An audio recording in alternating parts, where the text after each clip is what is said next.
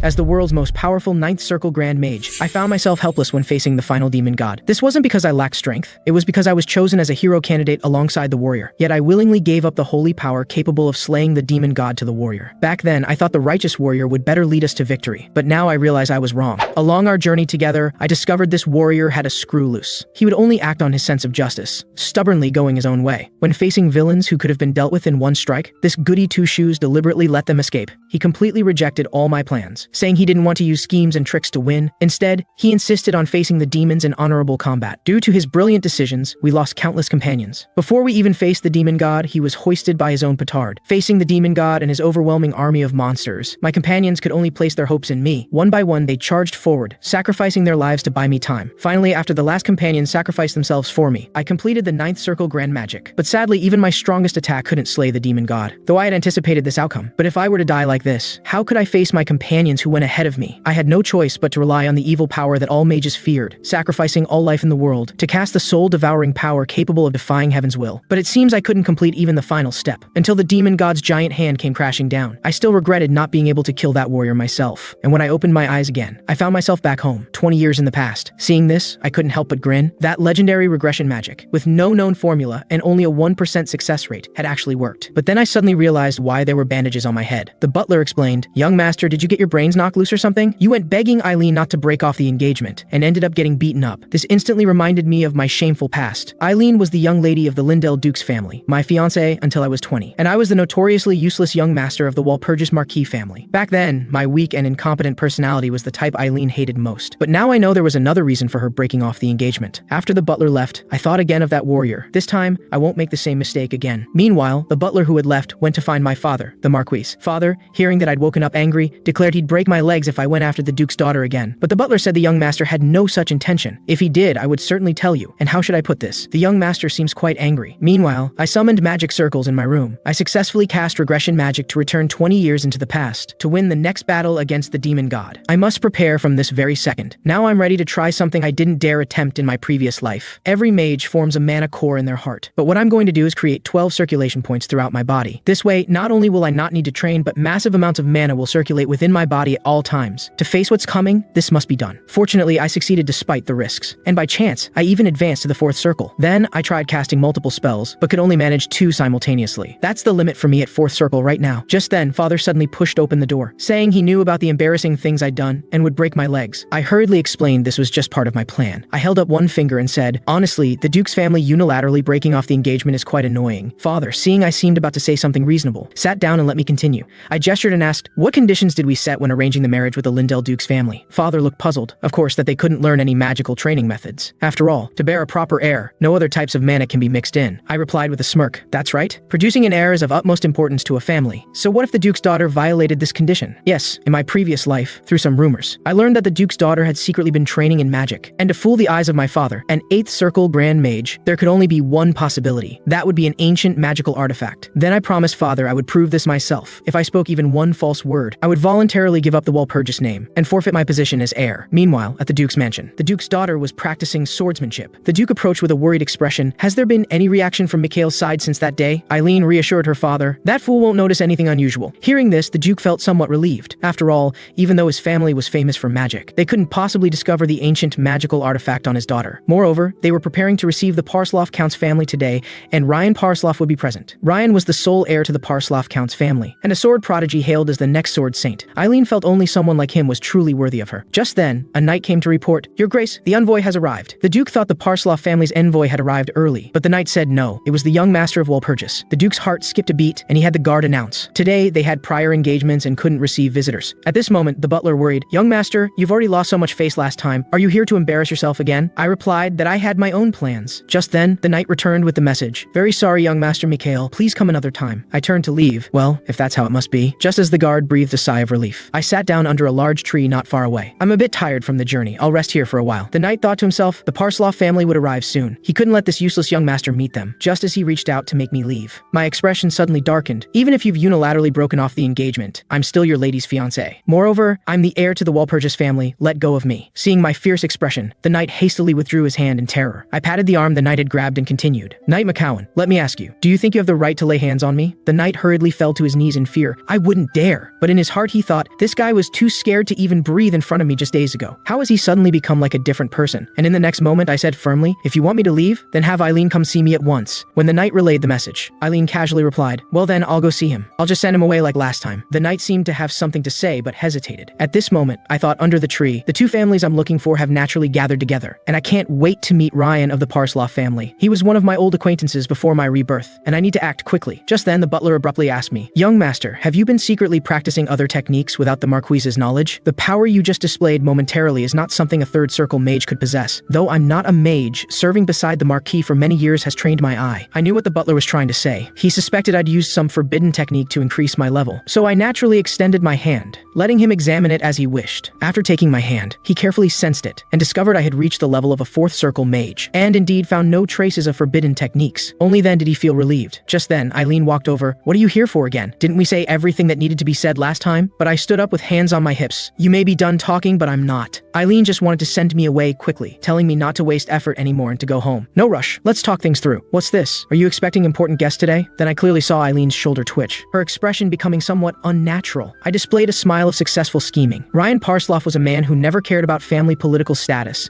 focused solely on sword arts. He probably had no idea what had happened with the family he was meeting today. But one thing was certain, he deeply despised those who broke their promises. If he learned that his potential fiancée had unilaterally broken off a previous engagement, he definitely wouldn't tolerate it, being someone with an overwhelming sense of justice. Seeing Eileen silent, I continued, you're right, we did mutually agree to break the engagement, but there's one premise, that there were no problems with the engagement. Then I gradually moved closer to Eileen. At this point, I just said I wanted to go into the Duke's mansion for a cup of tea. The knight, overzealous in protecting his master, pushed me, saying even as the Walpurgis heir, I couldn't be so presumptuous. This really made me laugh in anger. Are all Lindell family knights so ill-mannered? Eileen quickly ordered the knight to stop. The knight turned his head, about to say, but Eileen shouted, McCowan, don't make me say it twice. To gain my forgiveness, Eileen offered to invite me for tea in the Duke's mansion. The knight reminded her about the Parsloff family. We'll deal with that later. And so I successfully entered the Duke's mansion. I couldn't help but remark that this place hadn't changed. The butler was confused. Young master, isn't this your first time here? The way you sighed just now was like an old man who had seen much. This made me a bit angry. I wasn't that old. Then the butler worried about my safety again. The Marquis isn't here. What do you plan to do on your own? I turned my head with a smile. What are you saying? Aren't you by my side? You're more reliable than anyone. Soon I was alone with Eileen in a room. My first words were, you lied. You violated the agreement not to practice magic during the engagement. But Eileen was certain I was just putting on an act. She said if I had doubts, I was welcome to check myself. This suited me perfectly, though certainly not to check here. For the sake of fairness in this inspection, I want you to prove yourself in front of the arriving Parsloff Count's family. Eileen was first surprised, then angrily said, you have no right to demand this of me. But little did she expect I was prepared. I directly pulled out the symbol of our Walpurgis family. Holding this means every word I speak now represents the Walpurgis family's position. Likewise, Eileen's words must be accountable to her family. At this moment, Eileen stammered and dared not continue. The Duke, who had been eavesdropping at the door, couldn't stay still and pushed the door open. Eileen, don't say another word from now on. And my first purpose in coming here was to meet this Duke Lindell. He was the Empire's 5th-ranked knight and one of the 12 swordmasters, though he later lost everything to the demon god. He's essential talent for facing the coming crisis. The Duke asked in bewilderment, are you really Mikhail? I replied, the one and only. The Duke pondered, it seems it is you. Your build and personality are the same. Just the impression you give has changed. Could it be that Marquis Walpurgis found the dragon star for you? But I replied, I'd never even seen that thing. Father is too stingy. He won't even show it to me. The Duke empathized. Indeed, he was always like that, never showing his collections to anyone. Who'd have thought not even his own son, right? He's a Marquis now, yet still so miserly. Hearing my words, the Duke couldn't help but laugh. Didn't expect you'd be so much to my taste, boy. I felt the atmosphere was warm enough to get to the main point. So, what does your grace think about this matter? Unexpectedly, this Duke was quite the sly one, mockingly stating, we only proposed breaking the engagement because your character wasn't up to par, and insisting that Eileen hadn't trained in magic, saying she was one of the Empire's top 5 knights. How could she not know if her daughter was training in magic? Indeed, he couldn't possibly not know. Eileen might have just happened to comprehend magic training methods, and after discovering this, the Duke was weighing between his good-for-nothing future son-in-law and his daughter's sword talent, which was more valuable. And he had been emanating an oppressive aura since earlier. Most people couldn't think straight under such powerful pressure, but this intimidation wouldn't work on me. Facing this old fox, I decided to lay my cards on the table. Not long ago, when I sought out Eileen, she made a small mistake while I was pestering her, though just for a brief moment I saw something on her neck. What she wore on her neck, I think your grace knows very well. Though the old fox was flustered hearing this, he still tried to deny it. you might have seen wrong. I stood up to leave without another word. Oh right, I heard Ryan Parsloff is on his way here. I might run into him on my way back. At this point, Duke Lindell finally lost his composure, hurriedly calling for me to stop. I asked in return, are you ready to admit it? Duke Lindell had no choice but to stop pretending. But what he said next made my jaw drop. Can we pretend this never happened? Only then did I remember. This Duke was famous for his thick skin. However, after negotiation, I got what I wanted, and left with a satisfied expression. After I left,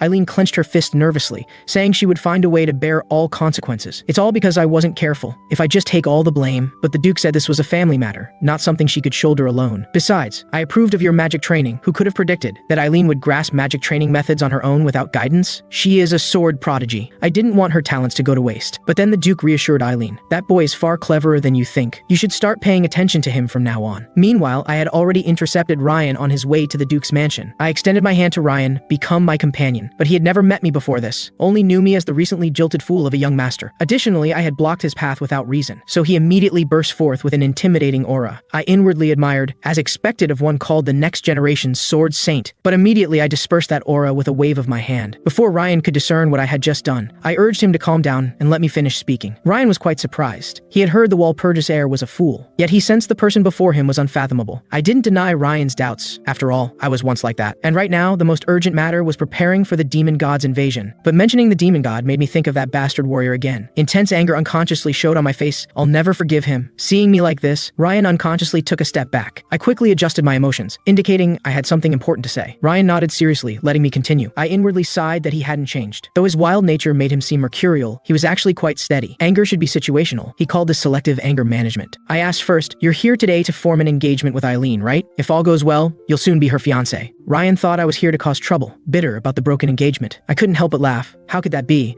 Eileen has no value to me now. But then I pointed at Ryan. On the contrary, I'm interested in you. Hearing this, Ryan quickly distanced himself. I hurriedly explained I liked women. I only meant I want you to be my companion. Ryan was stunned. Seems you're not a fool, but a madman. Looking at Ryan's face, I couldn't help but recall that battle from my previous life. Ryan had destroyed the demon god's 3rd Legion with all his might, personally killing the Legion commander, the Mad Hajam, but this also left him with irreversible fatal wounds. In his final moments, he called me to his side, asked me a question, Mikhail, could you really not have become the warrior then? And this time, I wanted to invite Ryan to fight alongside me again. Who knew the current Ryan wouldn't believe any of this? Isn't that holy theocracy always causing trouble with meaningless prophecies? Warriors and demon gods don't exist. We're in peaceful times. Yes, before the demon god became a threat, there was a prophecy, Cassandra's prophecy. This prophecy was spread to every corner of the world by unknown means. But initially, everyone ignored this prophecy. I knew I couldn't convince Ryan to accept all this at our first meeting. I said believing wasn't important. What mattered was becoming companions. But Ryan still thought I was talking nonsense, and made to leave. But my next words stopped Ryan in his tracks. The Moulier Aurora training method, even as the new generation sword prodigy, you can't progress smoothly everywhere. Yes, it was around this time. Ryan had hit a bottleneck in his sword training, not because his Aurora training method was weak,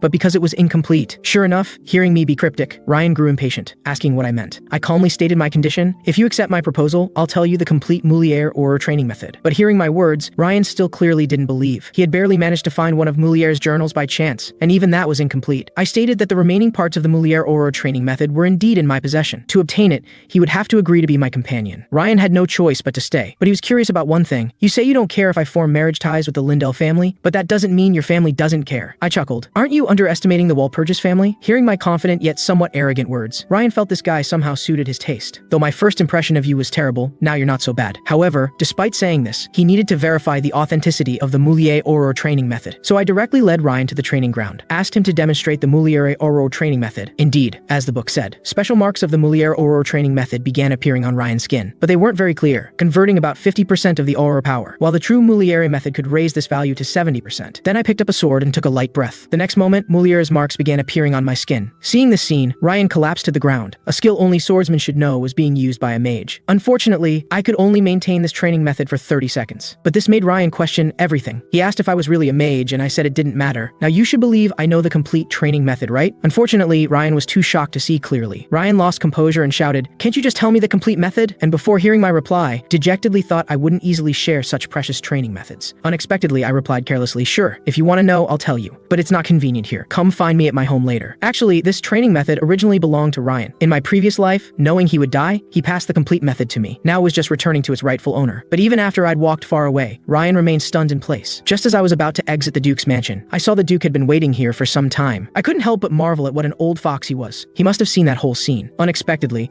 the next moment the Duke bowed and apologized, saying his family was in the wrong and he would fulfill any compensation I wanted. I also politely apologized for my sudden visit today, wished Miss Eileen and young Master Ryan a good outcome, leaving the Duke speechless. He couldn't help but say sarcastically, "Why do I feel this marriage has no hope now?" I smiled and said I had merely given Ryan another choice. Indeed, Ryan was cautious. He had always thought Eileen broke the engagement because I wasn't worthy. But this time he had witnessed my strength and character firsthand. He would realize the rumors weren't true and there were issues behind the broken engagement. But the Duke thought none of this mattered anymore. After seeing my performance today, he had someone he cared about more than Ryan. "Can we regain the Walpurgis family's trust?" I replied with a smile. "Of course, we welcome it any time with sufficient sincerity." Then I threw out an enticing condition. "What would you do if there was an excellent teacher who could guide Eileen's swordsmanship?" Hearing this, the Duke was tempted. Having witnessed my extraordinary understanding of swordsmanship today, he surely thought I had a formidable sword instructor behind me. And I added, "But this would be after our families reconcile." The Duke couldn't help but consider it seriously. "You're quite cunning, boy." As soon as I got home, my father ruffled my hair with praise. As expected of my son, who else could see through that old fox's trap? I gave an exasperated look. "That's not what you said before I left." Father hurriedly changed the subject to business. "Before you returned, the Lindell Duke's family sent word, saying they would visit personally to apologize. Seems they want to settle this privately and ask us not to make it public. After all, their family follows the spirit of chivalry. If this got out, it would be a huge blow to them." Father said with a smirk, "We can profit greatly from this." He had long disliked the Lindell family's arrogance. Then Father asked what the Duke and I had discussed. I said nothing special. They just asked if they could regain the Walpurgis family's trust, and I said yes, as long as they show sufficient sincerity. Father was satisfied with my handling. Good. Regardless of your actual feelings, not showing them was wise. I quickly seized this opportunity to propose to Father. "Please let me take full responsibility for this matter." Father hesitated, but agreed to my request, since I had merit in this matter. If not for me, the whole family would still be in the dark. Finally, as I turned to leave, Father suddenly called out to stop me. "Mikhail, you did very well today." Father was very pleased. That child who never understood things since young seems to have grown up, and Father stood by the window, becoming proud again. How should I let others know I outfoxed that old fox? Meanwhile, I pondered more important matters. In my previous life, though Walpurgis was the Empire's strongest mage family, their reputation was ruined overnight. For such a stable and powerful family to fall, there was only one reason: internal strife. The vassals argued daily to gain higher positions, and I was used by them, indirectly causing the family's decline. And the biggest instigator was Viscount Nostra. Thinking this, I called out to the butler behind me. "Could you ask Viscount Nostra to see me? He's probably waiting for me to call him." In my previous life, this guy not only incited family strife, but also taught me unorthodox training methods to reach third circle, causing me to hit a bottleneck despite my high talent. With no choice, I had to abandon my original power and retrain all magic circles. And because he was once Father's comrade in arms, even at the end, Father couldn't bring himself to deal with him, eventually leading him to make the family submit to the demon god. In this life,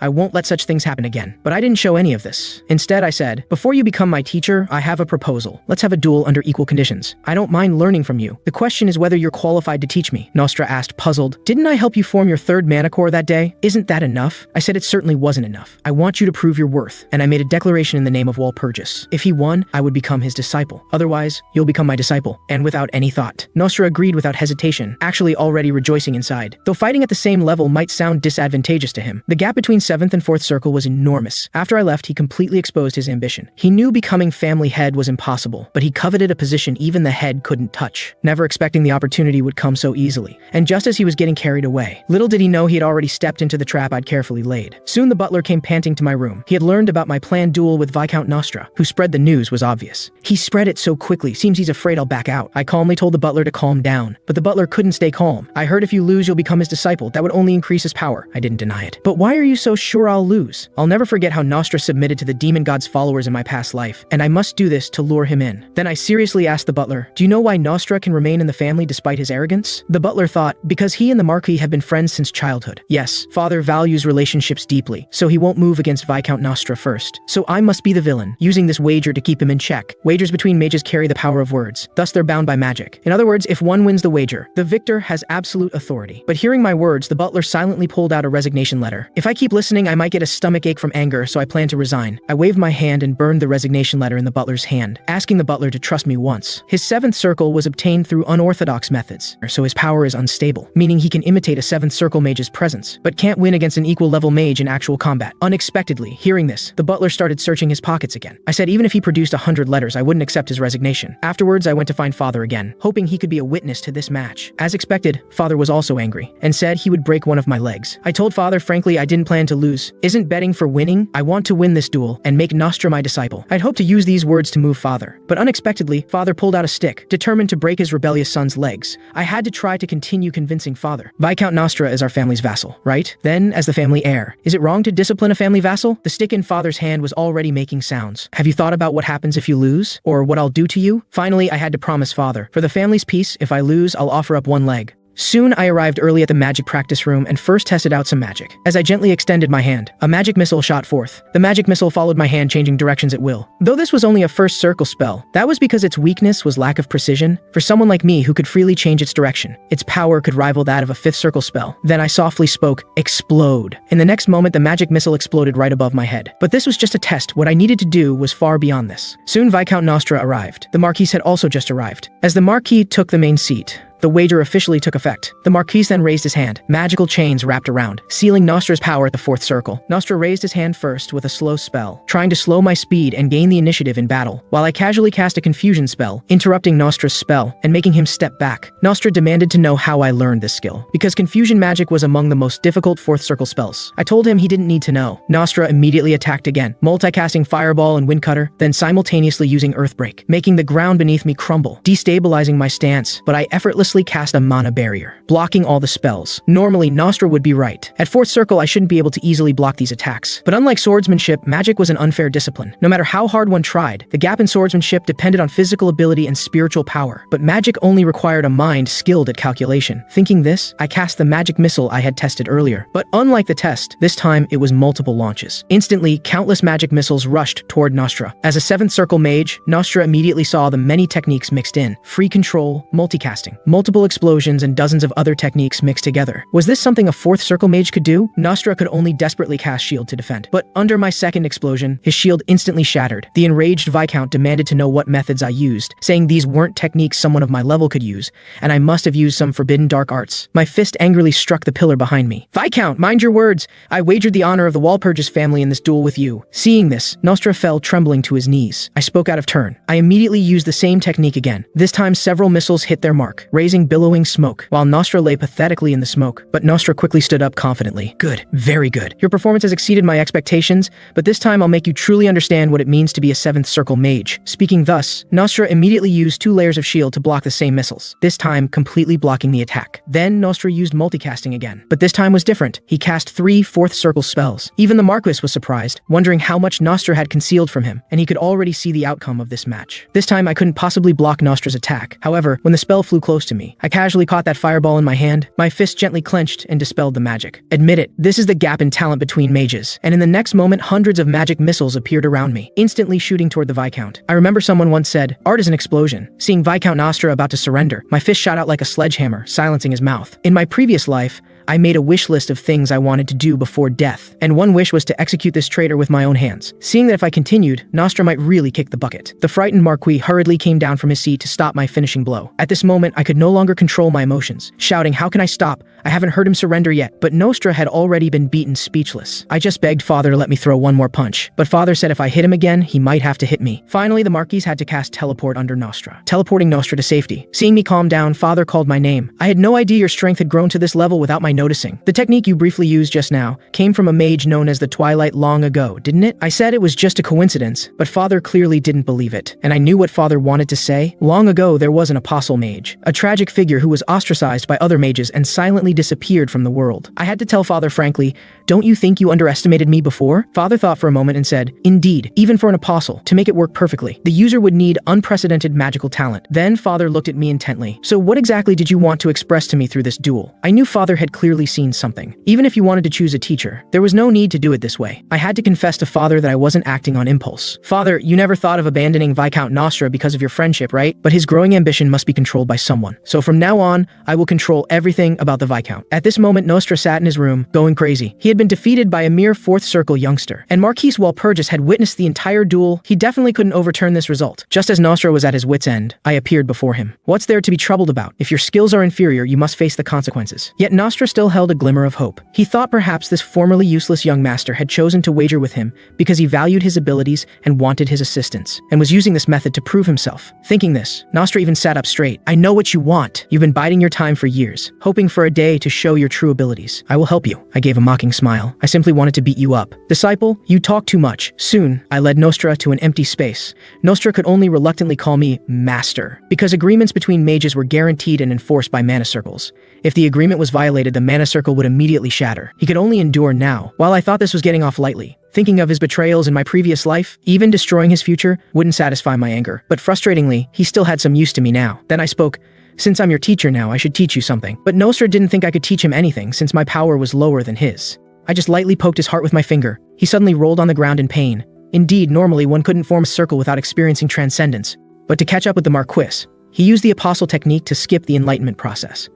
Though he reached 7th circle power, he paid a terrible price. It was evident from the last battle. You were clutching your chest throughout the duel, weren't you? These are symptoms that only occur when a mana circle is extremely unstable, right? I can assert that in your current state, you won't last much longer. Nostra looked dazed. Are you saying I won't be able to remain a mage for long? I made a throat-slitting gesture. No, you're just going to die. Seeing Nostra waver, I told him there was only one way to survive. Let me absorb the power he had gained through improper means. This way your collapsing mana circle can reform. Even so, Nostra strongly protested. He had worked so hard to reach 7th circle. I said, you're wrong. What's gathered in your body isn't a mana circle, but something that could kill you at any moment. Yes, in my previous life, this guy was gradually consumed by the mana circle formed by the apostle technique, and finally couldn't resist the demon god's temptation. You only barely reached 7th circle through the apostle technique because you felt inferior to my father. Your achievement is hollow and meaningless. Do you think father didn't know about your impatience? Hearing me mention the Marquis, Nostra's expression finally showed some emotion. You mean, His Excellency the Marquis knew all this? That's right, father knew everything. You should understand what I mean. Now you know how ridiculous it was to try to use me to control this family. At this point, Nostra finally showed remorse. The reason the Marquis never exposed him was that he truly considered him a friend, even though he had designs on the family. Finally, Nostra accepted my proposal. After my operation, my power reached 5th circle, and Nostra's power was reduced to 5th circle. But there was still no room for relaxation. According to the prophecy's timeline, the demon god's revival should be in 7 years. Back then, humans ignored that prophecy, with tragic results. Even though the demon god's army didn't arrive at full strength, no one could handle them. Until the demon god killed the Empire's 7th knight Kelbion the Iron Wall with one punch. Only then did people realize the gravity of the situation, but it was too late. So after the demon god had occupied half the Empire, the temple hurriedly selected warriors to form a demon god subjugation army. Yes, the subjugation squad I was in, Argo, that unbelieved prophet Cassandra was 2 years younger than me. She should be 18 now. They say because no one believed her words then, she ran away from the temple alone. At this moment, the butler came to the room, saying there was a visitor. I knew without guessing it was Ryan. Sure enough, as soon as he saw me, he pressed me for the training method. I indicated that before that, I wanted to add one condition. Hearing this,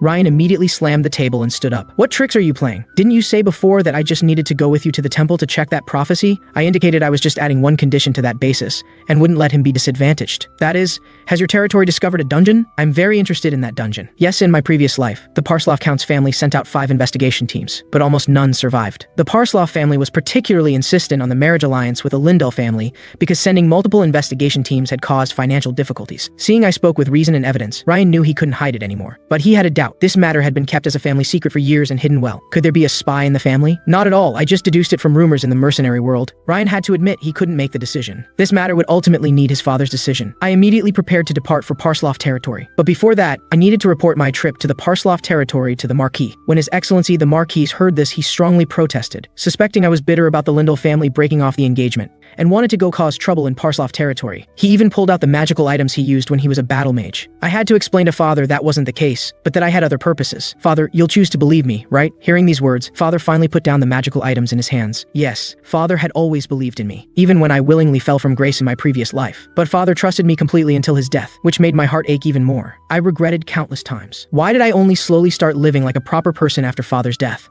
This was also one of the reasons I gave up becoming a hero, to stabilize Father's emotions. I revealed that this was also part of dealing with the Lindell family matter. Then Father let me proceed freely. At this moment, I suddenly felt another magical fluctuation in the room. Father, did you arrange to meet someone else? Father glanced. No. Did you see something? I indicated I must have been mistaken. Not long after I left, the butler emerged from the room. The Marquis glanced, though just for a moment, he seemed to detect your presence. As the butler who has been observing that child, you must have some findings. The butler indicated that the young master had indeed undergone dramatic changes recently. He's become more carefree, and his ability to use magic has greatly improved. But I can guarantee he hasn't used any dark arts. The young master may have just discovered his talent a step late, though sudden awakening isn't strange in the Walpurgis family. After all, the current Walpurgis family has inherited the will of generations of ancestors. The Marquis sighed. The potential passed down through generations, huh? After Ryan and I prepared the carriage, the butler came running over out of breath. I asked, "Your health isn't good. Why do you insist on coming?" The butler indicated it was the Marquis's orders. I watched the butlers act helplessly. This was indeed a flawless excuse, but he couldn't really think I didn't know his true identity. Soon our carriage entered Parsloff territory. Ryan saw me looking outside with a serious expression, asked, "Why the stern face? Does our territory look backward?" I replied, "On the contrary, your father is an excellent lord. From the overall atmosphere of the streets and the expressions of the residents, the territory is well managed. To be blunt, superficial grandeur means nothing. What's important is whether the residents are satisfied with their lives. Your father is a very capable lord. You can be proud of him." Ryan smiled contentedly hearing these words. I never expected to hear such words from someone of the Walpurgis family. You're right, our territory's excellence is all father's achievement, and I truly respect him. I wasn't surprised by Ryan's answer, because in my previous life, Ryan had always been proud to be born into the Parsloff family, even when he was the only one left in the family. Soon Ryan reported to his father, "Mikhail Walpurgis has arrived." Hearing this, the Count immediately started popping pills frantically. "I've calmed down. Continue." Ryan continued. "Mikhail Walpurgis is in the reception room downstairs." Hearing this, the Count picked up the medicine bottle again and started taking the remaining half. The Count, calming down again, indicated this was still within his tolerance. "Is there anything else?" Ryan thought for a moment. "Nothing except the small matter that he discovered we have a dungeon in our territory." Hearing this, the Count's face immediately darkened and began searching in his chest. "Anyway, I've been head of the family long enough. These old bones should retire." His reaction wasn't actually excessive, because the Walpurgis family status was much higher than theirs. If they discovered the dungeon in their territory, the dungeon would certainly be taken away. Ryan said he doesn't want to take the dungeon away. He even said he wants to help us, and he'll tell me the complete Moulier Aurore training method. Hearing this, the Count hurriedly stood up. "Are you sure?" Ryan answered, "Yes, though he only showed me briefly, it was really impressive. And I've made a pact with him. You should know how powerful a mage's pact is." Hearing this, the Count began thinking seriously. He's actually offering the precious Moulier method as a condition. What could be in that dungeon? Thinking this, the Count immediately stood up. "I need to talk to Mikhail Walpurgis personally." As expected, I soon got the Count to agree, because my condition was personally clearing the dungeon within one day. The dungeon the Parsloff family had concealed for years was actually a place I had been before, and in my previous life, our squad had obtained the final divine artifact, Set Storm. This divine artifact could have been a great help in fighting the demon god, yet it was wastefully squandered by the warrior. So in this life, I must become its master and unleash its true power. Just then, Ryan recklessly tried to rush into the dungeon.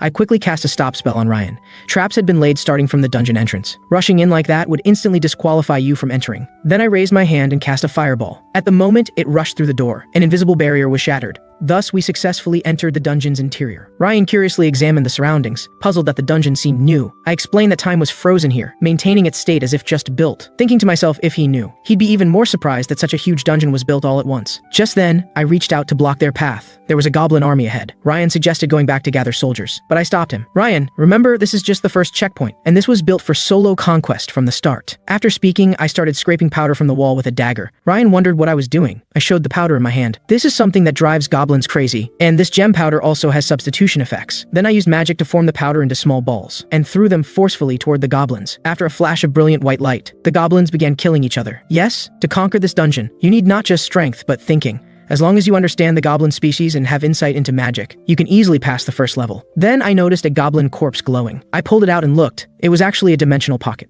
and the highest grade at that. What confused me was, I hadn't seen this thing in my previous life, but thinking about it, I knew. It must have been kept by that warrior for himself. I'm livid. He'd better hope our paths never cross. Ryan looked at the dimensional pocket in surprise, saying, "Getting something of this level at the start, could legendary magical items appear later?" I replied this was just luck. It probably wouldn't happen again. Then I asked Ryan for the pocket. Sure enough, as I thought, ancient text was written on the pocket's inside. Every item in this dungeon appeared for a reason, representing some puzzle. But what did this mean? Offer up the greatest greed. The designer wouldn't allow explorers to clear using external items, so the answer must be inside the dungeon. Then I had a flash of insight.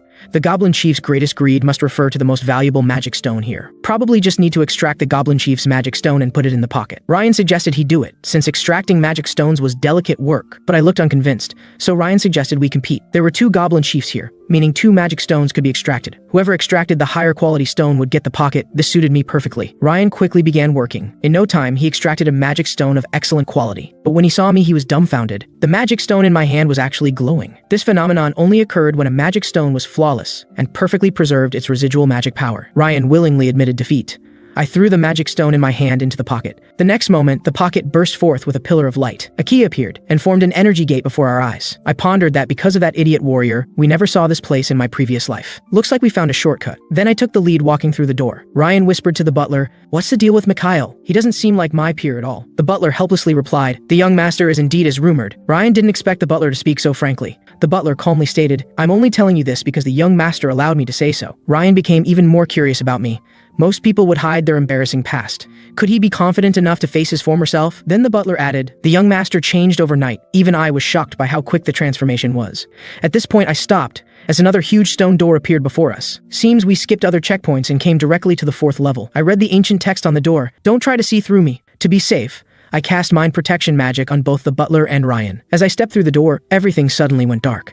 I didn't expect to return to my previous life at the dungeon's 4th checkpoint. The Ryan before my eyes walked toward me step by step, then gripping my shoulders angrily said, "Only you escape from this hell, you cowardly wretch." I replied calmly, "The Ryan I know would never say such things to me." Then my aura suddenly changed. "Don't dare sully my friend's name." As my words fell, the illusion gradually dissipated. Then I saw the butler run over first. Then we both began searching for Ryan. Soon we found Ryan curled up on the ground, trembling all over. His illusion was his family's expectations. Though we felt proud of it all, these invisible pressures were gradually eroding his spirit. Seeing me approach, Ryan's lifeless eyes looked over, thinking, "Mikhail will purge us. If he died, wouldn't this special dungeon belong to our family?" Thinking this, Ryan drew his sword and walked toward me, thinking that, as long as this benefited the family, it would be the right thing to do. I just raised my hand and released several magic missiles. Ryan's eyes immediately became clear. "I'm awake, Mikhail," watching me walk past him indifferently. Ryan still felt unsettled. What a terrifying guy. As we slowly proceeded deeper, the surrounding mist grew thicker. I guess someone had arranged this specifically to meet me. Soon I saw a young woman sitting in a pavilion at the end, smiling at me saying, "I've been waiting for you for a long time." Just as the girl was about to introduce herself, I interrupted, "I know who you are, Set, the guardian of Storm, the first shard of the old god Asar. No need for trivial explanations, I've already proven myself. I believe I'm qualified to receive your reward." Before Set could speak again, I continued quickly, "Don't worry, I will fulfill your wishes. That's exactly why I'm here." Seeing that I knew everything, she proceeded directly to the final step. Soon following Set's actions, the magic circle on the table emitted a brilliant light. A mysterious necklace appeared before me. Set explained, "This is a divine artifact containing my power. As long as you wear it, it will be your spear and shield. It doesn't have a name yet, so let's just use my name, Set Storm." Looking at the necklace in my hand, I felt a pain in my heart. So this is the true Set Storm? But what I got in my previous life was completely different. What countless lives were sacrificed for in my previous life was actually a fake. Set noticed my confusion. If one hadn't reached this checkpoint, or hadn't found the divine hint in the 3rd level, it would mean the challenger wasn't qualified to receive the divine artifact. Because if it fell into the wrong hands, it would become useless. As I put on the necklace, my body suddenly emitted a brilliant light. At this moment, I discovered Set's body was gradually dissipating. Set indicated it was time for her to go. My task was to pass on the divine artifact. Since I've completed it, I naturally must leave. I pondered, could it be that the time-freezing magic surrounding the entire tomb has been dispelled? Then I looked at Set seriously. "If you could choose not to disappear, would you stay?" Set said dejectedly, "Give up that thought. Repairing the old magical barrier requires 9th circle magic knowledge. You can't possibly do it. But if it were possible, I would still like to see the world change with my own eyes." I calmly walked behind Set. "I fully understand your thoughts." Then I walked to the magical barrier's control panel, placed my hand on it. "Since you want to see, then I'll show you how I change the world." As my hand left, Set's body suddenly burst forth with brilliant light. Looking at the barrier I had already improved, I sighed, perfect. But Set didn't think so. "Perfect my ass, what is this?" I thought Set was overreacting. "This is quite cute, and it's the only way to maintain minimum consumption." Set strongly protested, "Cute my ass." Despite how I look now, I was still an apostle who served a god. Then Set said, "Never mind that, are you a grand mage, even a 9th circle one?" "Not quite, I'm a genius, and a genius who will save the world." After returning from the dungeon, I began personally teaching Ryan swordsmanship. But I tormented Ryan to no end, because my teaching method was rather special, making him feel the flow of magic power while getting beaten up. Soon, Ryan was hit by another magic blast. Ryan cried in agony, "What madman created this training method?" This statement made my anger explode. "You jerk, isn't this what your future self created?" Then I had Ryan try circulating the magic power inside him. Ryan tried it, and indeed found his body wasn't as sluggish as before. Yes, having him circulate magic power to counter my magic was itself part of the training method. If you remember this feeling of magic power circulation, then you can naturally master the training method during practice. Under my guidance, Ryan grasped the training method much earlier than in his previous life. I looked forward to seeing the ultimate level of the Moulier or training method. After training ended, I began trying to use the divine artifact obtained in the dungeon. Set said proudly, "If you want to know, I can tell you, I've guarded it for so long, I know it very well." But I said, "What you know, I know all of it, and what you don't know, I know that too." Yes, things of divine artifact level weren't as simple as they appeared. Soon under my guidance, a storm of magical power began swirling around the divine artifact. Before my rebirth, Storm wasn't mine.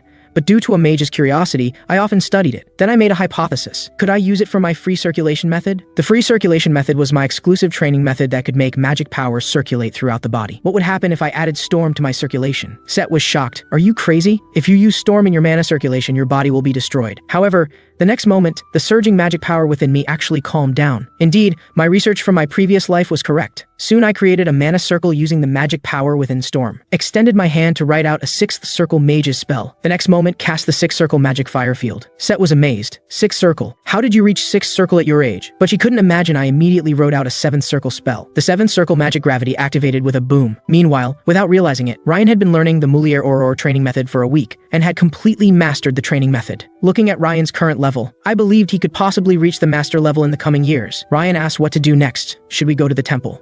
Wasn't your original condition for giving me the training method to have me participate in the temple's hero recruitment? This made me recall immediately. I'd been so focused on getting the first divine artifact that I hadn't thought about that. Before going to the temple, I had to confirm the whereabouts of that prophet girl Cassandra. But how should I find her? Just as I was pondering, a guard came to report, saying there was a visitor. But the guard seemed very hesitant about me. I immediately guessed the visitor must be Eileen. This made me immediately pay attention. Meanwhile, in the reception room, Eileen wore a resentful expression, because she alone had brought humiliation to the entire Lindell family. She had to prove herself to her father.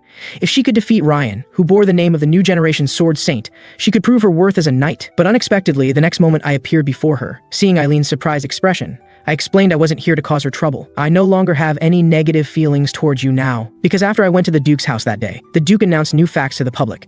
After negotiation between both families, the engagement was perfectly dissolved. And not because Mikhail Walpurgis wasn't qualified. I'm very satisfied with the final result. Though Eileen feels quite the opposite, right? Then I asked Eileen why she came here. Eileen awkwardly said, as a member of a sword arts family, I just wanted to see other families' swordsmanship. This gave me an idea.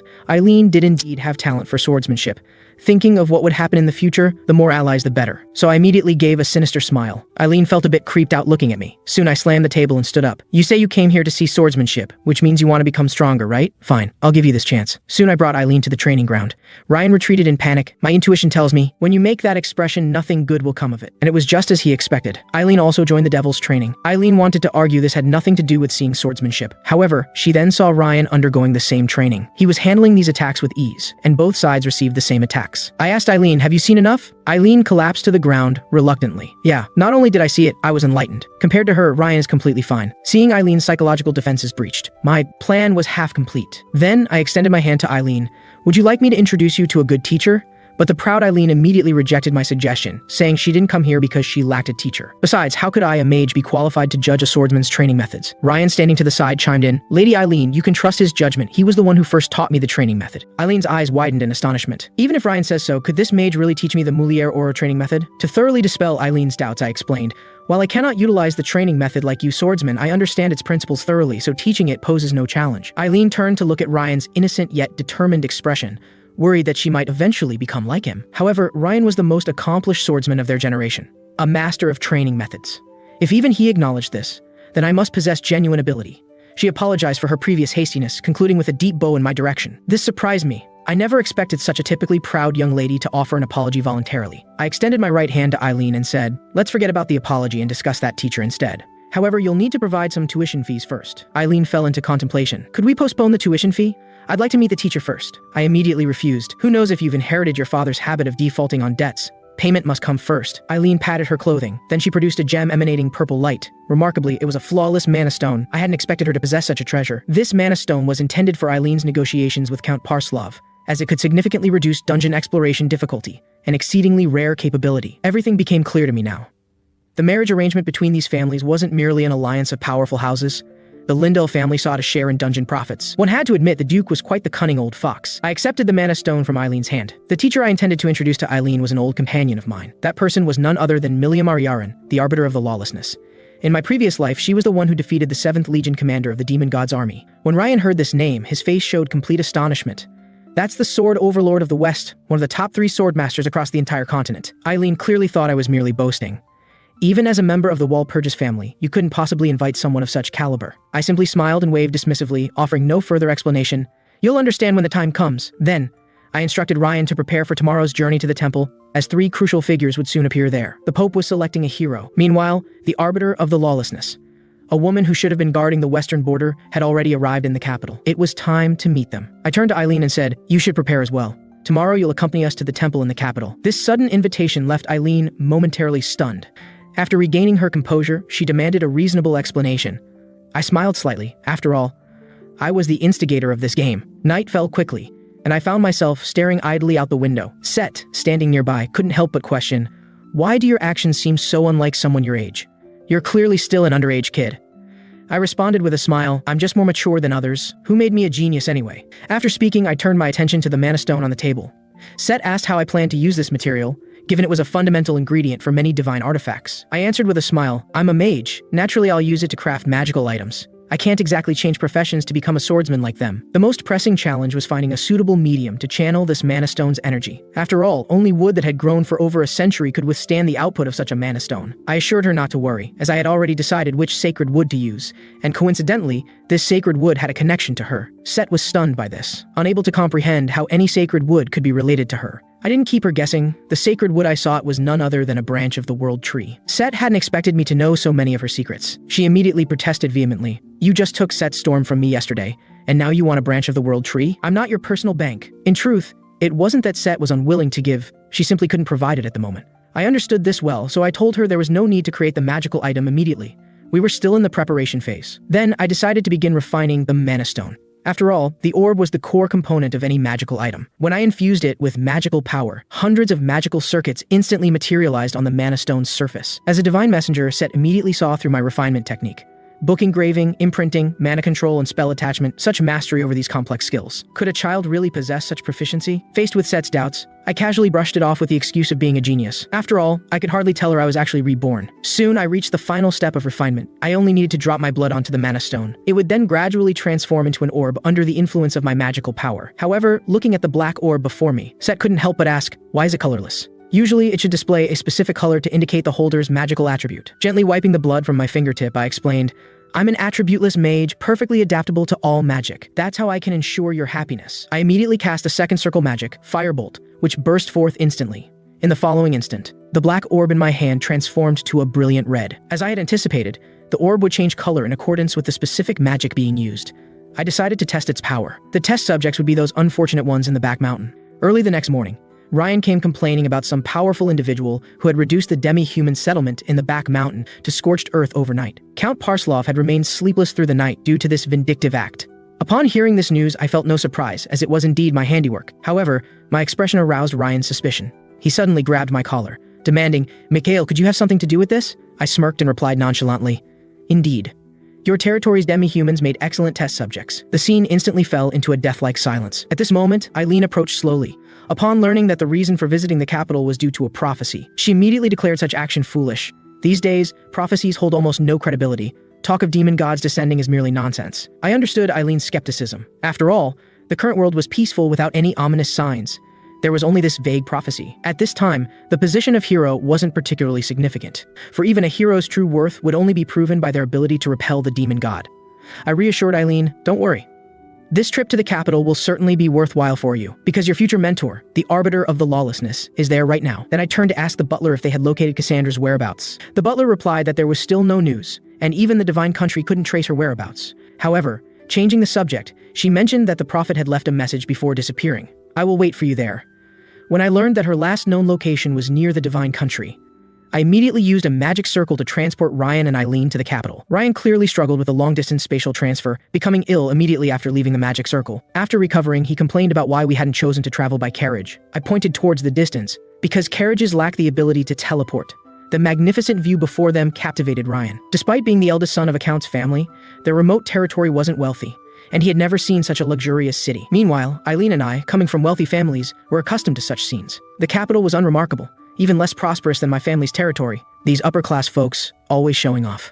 Just as I prepared to head toward the central temple, Set gestured for me to look at a nearby alley. A robbery was taking place there. Yet, why did that little girl give me an inexplicable sense of threat? Could she be? With this thought, I immediately extended my hand, intending to use tea-time stop magic to save her. However, a knight acted first, swinging their sword to send the bald man flying several dozen meters. Though heroic rescue might look cool, such actions were tantamount to suicide, for drawing a sword was forbidden in the capital center, with violators risking decapitation. I urged her to sheath her sword, saying I could pretend I hadn't seen anything. At this moment, the girl also urged, "Please sheath your sword, Sir Arline." Subsequently, the girl politely greeted me. However, her next words left me bewildered. "I'm delighted to see you again." Though this was clearly our first meeting, why did she say again? Could she have seen my future? While I pondered this, Ryan urged me from behind to quickly leave this troublesome situation. A crowd of onlookers had already gathered around. Scanning the surroundings, I realized we should indeed make a swift exit. Becoming the talk of the town on the first day was not advisable. However, before departing, there was one matter I needed to address. I cast an imprisonment spell on the bald man. Then, I thoroughly searched his person. Shortly after, I discovered a package on him. It seemed this young girl was indeed the person I sought. The bald man attempted to argue that the item belonged to her. However, when I produced a pendant, he immediately fell silent, for this pendant symbolized his affiliation with the divine country, a privilege reserved only for those of rank 4 or higher. I leaned down and whispered in his ear, "My good thief, please convey a message to that sewer rat. Tell him the Walpurgis family is looking for him." Then I returned the package to the young girl. She paused momentarily, remaining silent. Then she raised her head and asked if I needed her to reintroduce herself. Eileen and Ryan were completely bewildered. Are we really discussing the same thing here? At this point, the butler explained, "She is the prophet we've been searching for, Cassandra." Meanwhile, in the sewers elsewhere, the bald man relayed my message to the sewer rat. "The Walpurgis family is looking for you, and it's that useless young master no less. This is getting interesting. However, you failed this time. How shall we settle this account? You should understand how important that package was to me." Just as the bald man attempted to explain, the sewer rat didn't give him a chance and acted immediately. "Useless trash isn't worth keeping. Might as well feed you to my pet." In the next instant, countless tentacles erupted from beneath the bald man's feet, followed by a bone-chilling sound of chewing. All that remained was a single skull cap. The Walpurgis have intervened, making things more complicated. How should I handle this? At that moment, footsteps echoed from the shadows nearby. The sewer rat looked up and suddenly realized his oversight. "I almost forgot that you, great swordmaster, were still stationed here." The arbiter of the lawlessness demanded to know what had happened and why the intelligence she wanted hadn't been delivered. She pressed her sword against his throat, coldly warning, "Don't try any tricks. Explain yourself before my patience runs out." Sewer rat smirked sinisterly. He said, "Your Honor the Arbiter, calm down. It's not that I don't want to give you the exact information, it's the Walpurgis family causing trouble. If you can help me resolve this matter, then what you want, I will personally deliver to you tomorrow." However, I was completely unaware of the impending danger, because at this moment my eyes were only on Cassandra, the great prophetess I had been searching for across 2 lifetimes. Cassandra asked if we could talk privately. What she had to say next was important, and she could only tell me alone. Upon hearing this, Ryan said he would go to the temple to register first and told me to follow as soon as I was done. Eileen, on the other hand, gave me a disdainful look and mocked, "I'll go to the temple too. Just be mindful of her age. Don't make a mistake you'll regret for eternity." I sighed. Is my image really that bad in your mind? I patted her shoulder and reminded her to be careful. "If you encounter danger near the temple, be sure to shout the word Karyaman." After the 3 of them left, I turned my gaze to Cassandra and asked, "What did you want to tell me?" She clenched her fists, as if she had made an important decision. Then she shouted, "Mikhail, have you also received the blessing of prophecy?" It turned out that Cassandra had been able to see fragments of the future since she was a child. For her, it was like an innate ability. Sometimes she would witness the death of a friend. Other times she would see carriages overturning. Although she tried her best to prevent these tragedies each time, the outcome always ended in tragedy without exception. And this time, she had even witnessed the descent of the demon god and the destruction of the world. To prevent widespread suffering, she immediately reported this to the Pope. However, the Pope didn't take her prophecy seriously at all. He even directly expelled her from the temple. And so she endured 5 years of torment alone, carrying an indescribable hell in her heart. This pain constantly tortured her spirit. Finally, on the verge of a breakdown, a vague prophecy appeared in her mind. A man standing in the flames, believing every word of her prophecy without reservation. That man was you, Mikhail Walpurgis. After hearing this, I regretfully said, "I am not a prophet, nor do I have your abilities." Cassandra lowered her head in disappointment and whispered, "I see. I'm sorry for bothering you." Seeing her mood grow increasingly low, I gently stroked her black hair and comforted her. "Although I cannot foresee the future like you, I believe in your prophecy. Whether it's the descent of the demon god or the destruction of the world, I firmly believe it." At this moment, the grievances Cassandra had accumulated over the years finally turned into tears. She choked up and asked, "Why are you willing to believe me? Everyone else says I'm a liar." Indeed, she had never asked for much from anyone. The only thing she longed for was for someone to believe her prophecy. But I couldn't reveal the truth to her. I couldn't just tell her that I had been reborn after being killed by the demon god, could I? So I could only vaguely say, "I'm just a mage, curious about all kinds of mysterious things, especially fate and prophecy. I want to know if they can truly be changed." Hearing this, she happily wiped the tears from the corners of her eyes and said, "You're such a strange person, but I can feel your sincerity." After saying this, she tightly grasped my hand, expressing her desire to become eternal friends with me. And so, I successfully won the trust of the great prophetess Cassandra. Meanwhile, in the temple square, Ryan, his face red, was pleading with the staff to help him register as a hero. The staff member looked at him with an expression as if he were a fool. In times of peace, heroes weren't needed. He thought Ryan was either crazy or an idiot. At this moment, Ryan's face was as red as a monkey's bottom. He angrily shouted, "You bastard, you tricked me into becoming a hero, but you didn't show up yourself, making me lose face for the Parslov family." Eileen and the butler, who were standing by watching the commotion, didn't mind adding fuel to the fire. They kept cheering Ryan on from the sidelines. Just then, hurried footsteps could be heard from behind. Ryan thought it was me and immediately turned around with joy. However, what greeted him was a woman clad in iron armor, the Sword Master, the arbiter of lawlessness. She immediately drew her sword and declared, "Where is that child now?" Under the overwhelming pressure released by the arbiter, Ryan and Eileen were momentarily unable to move. Once they adjusted, they quickly drew their swords, ready to fight. Although they didn't know her identity, they were certain she was a master swordsman. The arbiter questioned them again, "Where's the child with the power of foresight?" It was then that Ryan realized she was looking for Cassandra. He coldly replied, "I don't seem to have any obligation to tell you." But before he could finish speaking, the arbiter teleported over and grabbed his head. "No obligation, huh? Then I'll give you one right now." With a loud bang, the ground was instantly shattered into pieces. This terrifying power left Eileen momentarily disheartened. But for Ryan's sake, she mustered her courage and warned, "This is the central temple of the imperial capital. If you dare to attack again, the Pope and the Empire will hunt you down indefinitely." However, the arbiter remained unmoved and sneered, "Little girl, have you forgotten that I wear a mask? No one can uncover my identity." She even added more brazenly, "Besides, a family like the Parslavs wouldn't dare to move against me. If the young master dies, they can just raise another one." Eileen hadn't expected her to be so arrogant, completely unyielding to both soft and hard tactics. Just as she felt at a loss, the scene from earlier suddenly flashed in her mind. She had just met the prophetess Cassandra upon arriving in the capital. Mikhail had also mentioned that her teacher was here. Could this mysterious sword master before her be the teacher she was looking for? Thinking this, she shouted, "Karyaman," as I had told her to do when in danger. Sure enough, the arbiter of lawlessness immediately abandoned her intention to kill Ryan. However, she redirected her killing intent toward Eileen. "You bastard, Mikhail, I curse you to choke on your water." As soon as these words were spoken, I finally returned.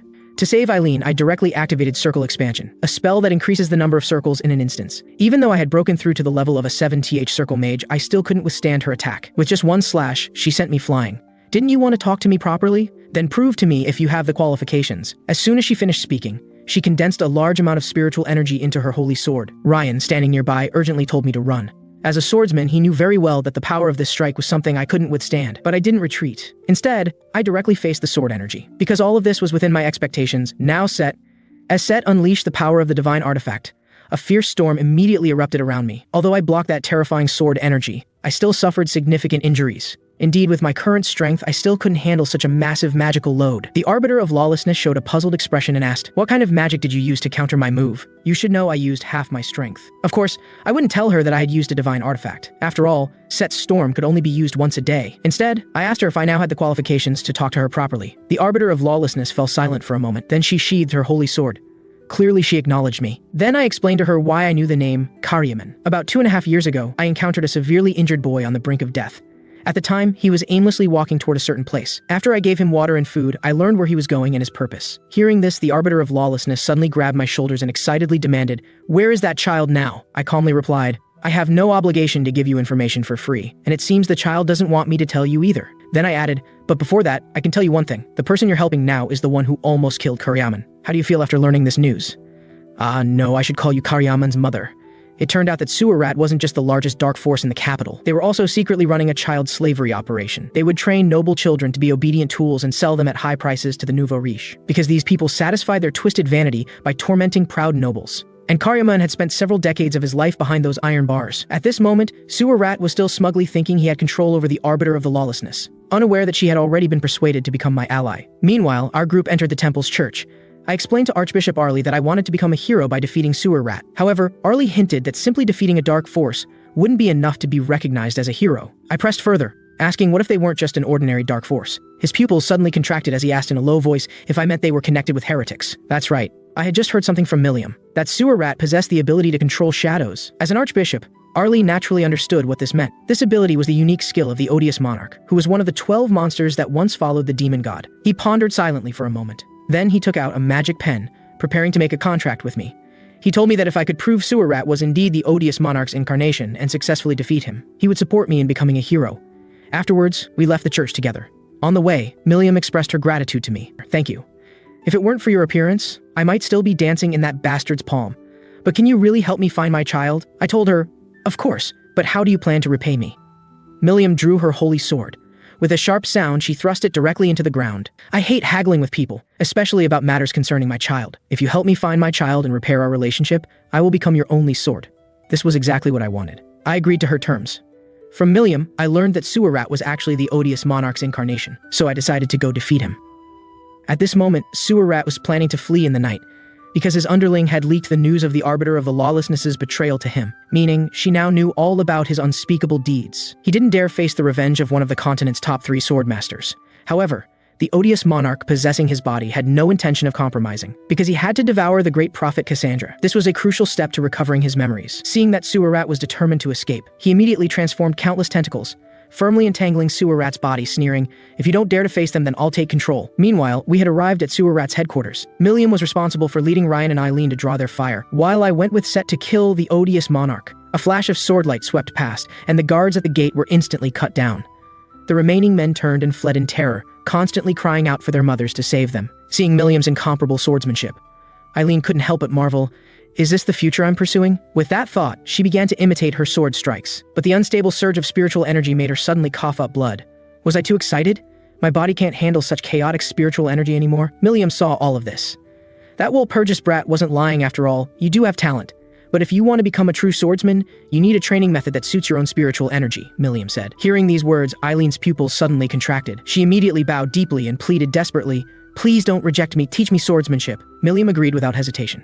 She then turned and gestured for Eileen to follow, ready to begin teaching her swordsmanship immediately. Eileen hesitated and asked, "Don't we need to help Mikhail defeat Sewer Rat?" Milliam reassured her, "Don't worry, that guy is far stronger than you imagine." The scene shifts to the odious monarch, who had completely taken over Sewer Rat's body. "Come at me, you vermin. I can't wait to devour you all." Suddenly, a divine aura made him alert. Unexpected to find one of Asar's servants here, how interesting. To ensure absolute success, he planned to use the children in the dungeon to deal with them. Meanwhile, Set and I had arrived at the entrance. Using detection magic, I confirmed the odious monarch's location was in the dungeon where the children were imprisoned. This immediately gave me a bad feeling, and I was also very confused. Eating those children shouldn't benefit him, so why would he do this? After hearing this, Set immediately understood his intention. He was planning to use all these children as hostages. Soon I arrived at the secret chamber in the sewers. Upon hearing my footsteps, the odious monarch opened his eyes and said, "You finally arrived." He stood up and demanded to know where Cassandra was hidden, claiming he wouldn't harm me if I cooperated and would even release the children. Naturally, I didn't believe his nonsense. I gave him a cold glance, letting him interpret it himself. What made him so confident? Was it because of Asar's divine artifact? But the mark on his neck clearly showed he had already used that artifact today. The odious monarch believed I was merely bluffing, and my final trump card was just the divine stone beside me. With this thought, he reached behind himself, where the children's prison cells were located. Waves of dark energy emanated from his hand, instantly transforming into black tentacles that lunged at me. I immediately cast Shield. A golden light barrier blocked the tentacles' assault. The odious monarch smiled with satisfaction at the sight, saying, "You're even stronger than I imagined. Devouring you will surely make me stronger faster." Then his entire body released even more terrifying dark energy. To avoid distractions during the battle, I asked Set to protect the children while I handled the odious monarch personally. As I spoke, the tentacles had already approached right in front of me. I quickly used blink magic, teleporting above the tentacle's attack. In this brief exchange, I realized something. Although the tentacle attacks could still transform into various forms like in my previous life, their power was notably weaker, indicating that this odious monarch wasn't in his complete form and surely hadn't recovered all his memories. I immediately multicast Wind Cutter, perfectly blocking all the tentacle attacks. The power I displayed took the odious monarch by surprise, but when he saw Set fully focused on protecting the children, he smiled sinisterly and said, "You brat, without the storm's protection, how many more of my attacks can you block?" His fingers curved slightly. The next second, all the tentacles instantly transformed into giant black maws, seemingly ready to devour me whole. Seeing this, I immediately cast Blink in haste, instantly appearing before the odious monarch. "Fool! You think getting close to me will help you?" As his words fell, a tentacle pierced straight through my chest, but this was exactly the opportunity I had been waiting for. I seized the moment to strike his face with my palm, while silently reciting the eulogy of charity. It was a long-forgotten passage that was once the best weapon for slaying demon gods. However, centuries of neglect had gradually weakened its power. Yet the demon god's greed for this world never diminished, and this eulogy of charity was an imprint carved by the previous hero with his own life. If I could touch his soul with magic and deeply engrave the eulogy within, I could completely eliminate him. "Be gone, the odious monarch Beelzebub," I said, while firmly gripping his face. The odious monarch stared at me in shock, asking incredulously, "How did you know my name?" I gently clenched my fist, and he was instantly crushed, transforming into a pool of black liquid. But at this moment, Set showed a worried expression, because destroying a monarch-level demon without preparation would inevitably bring greater calamity. The odious monarch had turned into black water, but now transformed into an egg. Humiliated by this, the odious monarch immediately decided to trigger a massive disaster, wanting to take the entire city down with him. He mocked me, saying I would pay the price for my rash actions. To this, I just smiled confidently and said, "You don't really think I killed you without any preparation, do you?" After speaking, I began drawing a magic circle on the ground. Moments later, a complete magic circle appeared beneath the odious monarch. However, he paid no attention to it, immediately recognizing it as merely 7th circle magic, knowing that breaking a curse would require at least an 8th circle mage's power. Theoretically, with my current strength, I indeed shouldn't be able to break such a curse, but in my previous life, I was the world's strongest ninth circle Grand Mage. Such curses could be easily broken with just a brief analysis. After all, curses are just a branch of magic, and whether magic works in reality depends on the application of rules and formulas. Casting magic is like solving a math problem. It requires a series of calculation and solution steps. What I needed to do now was reverse this process, returning the magic to its initial state. Before long, the giant egg collapsed into a large mass. Though the curse couldn't be completely removed, it wasn't a major issue since its power had been significantly weakened. Besides, I had already arranged for sword masters throughout the city to handle such situations. As the hideous monarch roared, "Die!" the situation became more tense. His heart began beating violently, as if it would burst from his chest. Then a surge of dark energy suddenly erupted upward. I took this opportunity to plunge into the dark energy. I needed to confirm something, as chances to resist demon curses barehanded were rare. Meanwhile, above the city, the dark energy that had burst from the ground was spreading a cursed aura in all directions. Watching this scene from nearby, the butler couldn't help but sigh. Young master is such a worry, giving an old man like me so many tasks. Behind him, Milliam asked curiously, "Why do you stay with the Walpurgis family? Does Mikhail know about you?" The butler waved his hand dismissively.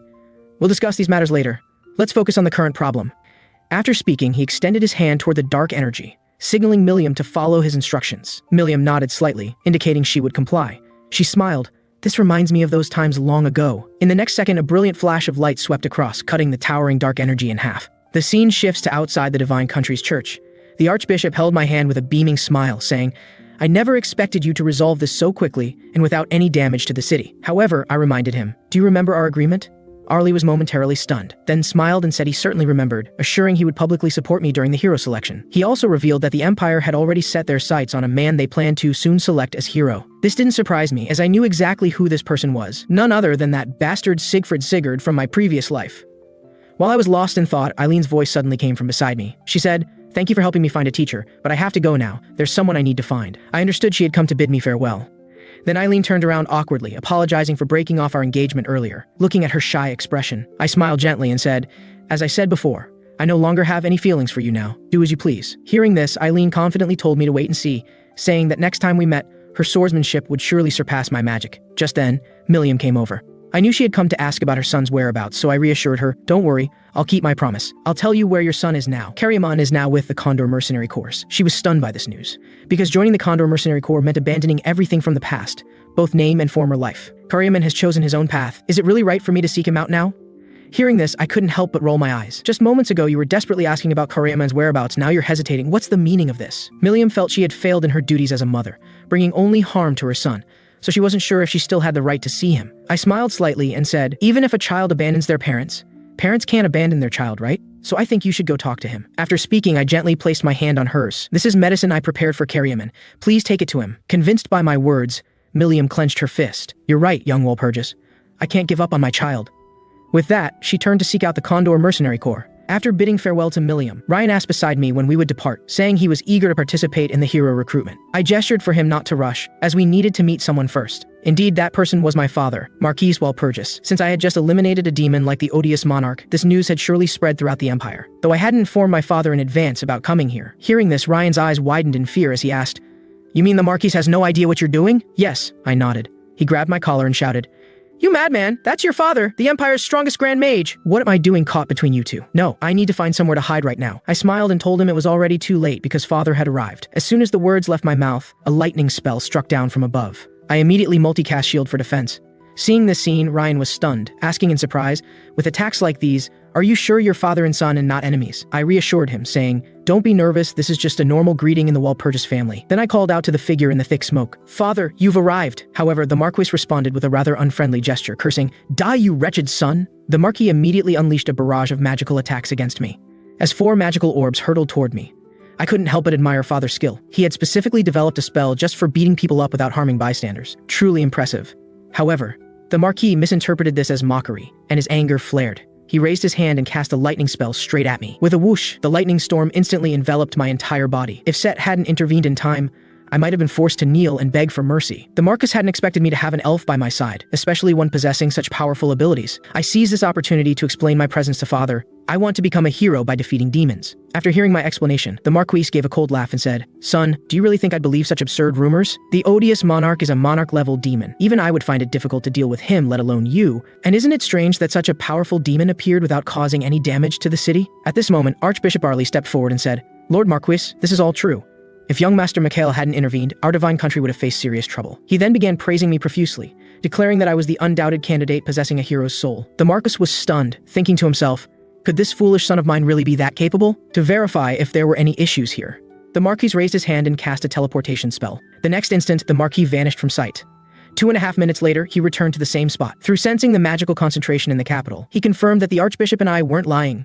The owner of that aura could indeed have been a monarch-level demon. Then the Marquis asked if I truly intended to compete for the position of hero, because that would mean facing terrifying demon gods in the future. I knew well that if I couldn't demonstrate sufficient strength today, Father would never let me leave.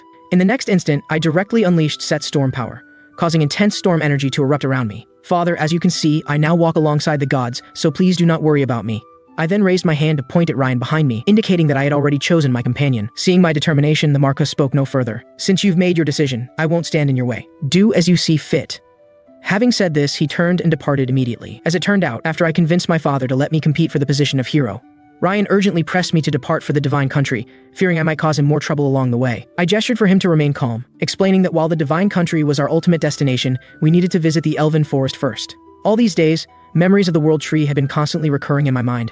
In my previous life, when I saw the world tree, it had already withered and died at the hands of the great demon. This deeply saddened my former comrade, Jihad the 8th Elven King, who had regarded the world tree as his mother since childhood, being of the elven race. Moreover, the divine artifacts and magical items I needed to forge required branches from the world tree. Therefore, I resolved to do everything in my power to save the world tree this time. The scene shifts to me leading Ryan and the others to the outskirts of the elven forest. Before us lay a desolate scene, withered trees devoid of life. I understood that the world tree's condition had clearly deteriorated. At this point, Cassandra asked how we would enter the elven forest, since the world tree, being a superior entity, could not be found by anyone without permission. However, I wasn't particularly concerned about this.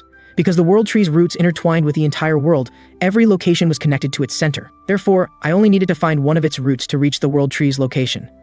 Through touch, I quickly found the root I needed. I then clasped my hands together, silently uttering an incantation to lock on, and in the next moment, I found myself in a separate dimension isolated from the outside world. Suddenly, Set appeared beside me, which surprised me since the magic I had just cast was meant to communicate with the world tree, and only I should have been able to come here. Set angrily declared that she hadn't come voluntarily. I'm now engraved upon your soul, you forcibly dragged me here. I hadn't realized my connection with Set had become this close, though this might not be a bad thing, as I was well aware of Set's relationship with the world tree. One was Ashar's divine messenger, the other a root system split from Ashar, so they must be old acquaintances. Soon we reached the world tree, which seemed to sense our arrival. Points of green light immediately emanated from its entire form. Then a golden-haired beauty appeared out of thin air. Hello, pleased to meet you. I am Yggdrasil, the world tree. What brings you to seek me? At this point, she noticed Set sitting on my shoulder. What a surprise to see a familiar face here. It's been a long time, sister. Set sighed helplessly. You're still the same, remaining unperturbed no matter what you see. Aren't you curious about why I'm following this man? Subsequently, Yggdrasil learned about me from Set. Upon learning that I had come to help her escape her current predicament, Yggdrasil clearly doubted my capability. However, when I mentioned that her current situation must be related to the demon god or a similarly powerful entity, her eyes widened in shock. How did you know? Then Yggdrasil extended her hand to show her body, broken from the demon god's corruption. As you can see, the source of the problem is the demon god's residue. Upon seeing this, I finally understood why the mighty world tree was on the brink of death. The terror of the demon god lay in its inability to be completely destroyed. Its residue would watch over everything in the world, and the world tree had taken it all upon herself to protect the world. In her words, she had voluntarily swallowed a poison with a 100% mortality rate. I asked Yggdrasil how much longer she could hold on. Judging from the desolate scene at the forest edge, she was already in critical condition. Learning that she had 4 days left, I breathed a sigh of relief. This meant the demon god's residue hadn't yet reached the world tree's core. There was still hope for her survival. In my previous life, the world tree chose to perish together with the demon god's residue to save the world. However, the demon god glimpsed a crack in the world at the moment of her death, ultimately allowing the demon army to invade. This rendered her sacrificial choice meaningless. But now things were different. We had a chance to change everything. I just needed to eliminate the residue before it penetrated the core. I promised Yggdrasil, I will ensure your complete recovery within these next 4 days. Set also approached Yggdrasil to vouch for me. Don't judge by his appearance, he's actually quite capable. Yggdrasil's expression froze at these words. She had never imagined she might have a chance to survive. Then she unconsciously clenched her fist. If that's the case, I'll entrust this matter to you. At this point, I suddenly extended my hand, indicating that my help wasn't free. She would need to pay me a portion of the compensation in advance. Upon hearing this, Set pinched my cheek to shut me up. Can't you be less mercenary? Yggdrasil asked what kind of compensation I wanted. I pointed and told her my request was simple. I wanted her most perfect and historically oldest branch. The reason for this request wasn't merely to craft divine magical items for myself. More importantly, Only this branch could solve her current problem. After Yggdrasil handed over her most ancient branch to me, I immediately proceeded to that part of the elven forest, as I urgently needed the help of a former close friend. At that moment, before an enormous withered tree, Jihad was bowing his head in prayer to the world tree. "Mother, what must I do to save you?" Yet no matter how hard he tried, the great tree before him showed no response. "Mother, have you become unable to watch over us elves anymore?" Just then, the great tree suddenly emitted a brilliant green light, followed by a gentle voice. "My child, darkness seeks to devour me. Now I need your help." Upon hearing this, Jihad became extremely anxious and hastily asked the world tree, "What must I do to help you?" The world tree told him, "Soon someone carrying my light will appear. If you can help that person, the light of hope will help me dispel the darkness." As she finished speaking, the green light on the great tree gradually faded. Jihad hurriedly reached out with both hands, trying to hold on. "Mother, please don't go." "And where is this person you speak of? Where else could I be but right behind you?" At this moment, I suddenly appeared behind him. "Hello, I'm Mikhail Walpurgis, messenger of the world tree." The scene changes. Jihad and I walk together on the path to the Elven Palace, with me leading the way. This prompted Jihad to voice his inner doubts. "Have you been to the Elven Forest before? Why are you so familiar with this path?" I brushed this off with a casual excuse, as I could hardly tell him that I was reborn. After all, in my previous life when I came here, though the forest had been burned to ashes by the demon god, this path alone remained. At this moment, the sound of hurried footsteps echoed from afar. "Your Highness, terrible news. 4 intruders have flown in from above." But Jihad didn't believe the guard's words. The Elven Forest was incredibly secretive, and moreover, flying at high altitudes was forbidden. However, when he looked up and saw 4 figures in the sky, he froze in shock. How is this possible? What happened to the absolute secrecy and flight prohibition? How did they manage this? Seeing the scene, I couldn't help but smirk. Though I knew the butler would bring everyone into the Elven Forest, I hadn't expected them to choose such a flashy entrance. After the 4 descended, I gave them a thorough scolding. The butler was the first to object. "Young master, this is all because you abandoned us at the forest edge without a word. If we're really going to get to the bottom of this, it's entirely your fault. Only a fool would admit their own fault," so I just gave an indifferent snort. Seeing my attitude, the butler's face darkened immediately. "As they say, like father, like son. Today, on behalf of the Marquis." Before he could finish, I had Jihad imprison him on charges of trespassing in the Elven Forest. This scene made Cassandra laugh heartily. "You Walpurgis family members are truly interesting." At this point, Ryan asked if I had obtained the World Tree's branch and what we needed to do next. I indicated that I had indeed obtained the branch, but this was an advance payment from the World Tree, so now they needed to accompany me for another important matter. The scene changes, and our group arrives at the Elven Palace under Jihad's guidance. As the great door slowly opened, an elderly figure appeared before us. He was Gillen Hadas, the current Elven King and Jihad's father. "It has been long since humans visited here. Welcome, everyone." I immediately bowed in greeting. "Greetings, eternal guardian of the elves. Thank you for your gracious hospitality." My words surprised the Elven King, as he hadn't expected a human to know Elven etiquette. He then asked Jihad why he had brought humans to the Elven Palace. Jihad asked his father not to be surprised by what he was about to say, as it was all at Mother's request. She had briefly appeared just moments ago. Upon hearing this, the Elven King immediately rose from his bed. "Son, is this true? Did you really see Mother just now?" Then, with a serious expression, he demanded Jihad provide evidence, stating that unverifiable words held no value. This put Jihad in a difficult position. Without any ability to record or capture images, he had no way to prove to his father that he had seen Mother. At this moment, I clapped my hand on his shoulder. With a reassuring look, I signaled him not to worry. I would handle his father. Then, I produced the branch the World Tree had given me. "Elven King, you should understand the significance of this branch." The Elven King spoke tremblingly. "This is Mother's branch. You are her messenger." Indeed. In the eyes of the elves, possession of this branch signifies official recognition from the World Tree, and it also serves as concrete evidence of my meeting with her. With a thud, the Elven King knelt before me. "I, Jiren Hadas, current Elven King, pay my respects to the messenger. Please, you must save our mother." I told him that saving the World Tree was indeed the purpose of my journey, but there was something else I urgently needed. The Elven King immediately declared that whatever item it might be, if he had it, he would provide it at once. This was exactly what I'd been waiting for. As to craft this branch into a divine magical artifact, I needed to use one of the Elven crafting sites. Yes, the Udel Spring of the Elven race, a site left behind by Udel, the greatest Elven blacksmith in their history. Because it involved the World Tree, the Elven King agreed to my request without hesitation. He assigned Jihad to guide me to the Udel Spring, while he went to gather the knights and soldiers of the Elven Forest to prevent any sneak attacks from the demon god's residue. I turned to instruct Ryan to assist the Elven King, knowing that once I began crafting the magical artifact, the demon god's residue would inevitably sense it. "Very well, companions. It's time for us to set out to save the World Tree." The scene shifts to Jihad leading me to the location of the Udel Spring. "Messenger, there's something I must clarify beforehand. Since Udel didn't tell us how to use this spring before his passing, I may not be able to offer any assistance in crafting magical items." His words didn't worry me. In my previous life, I had crafted countless magical items here and knew the methods like the back of my hand.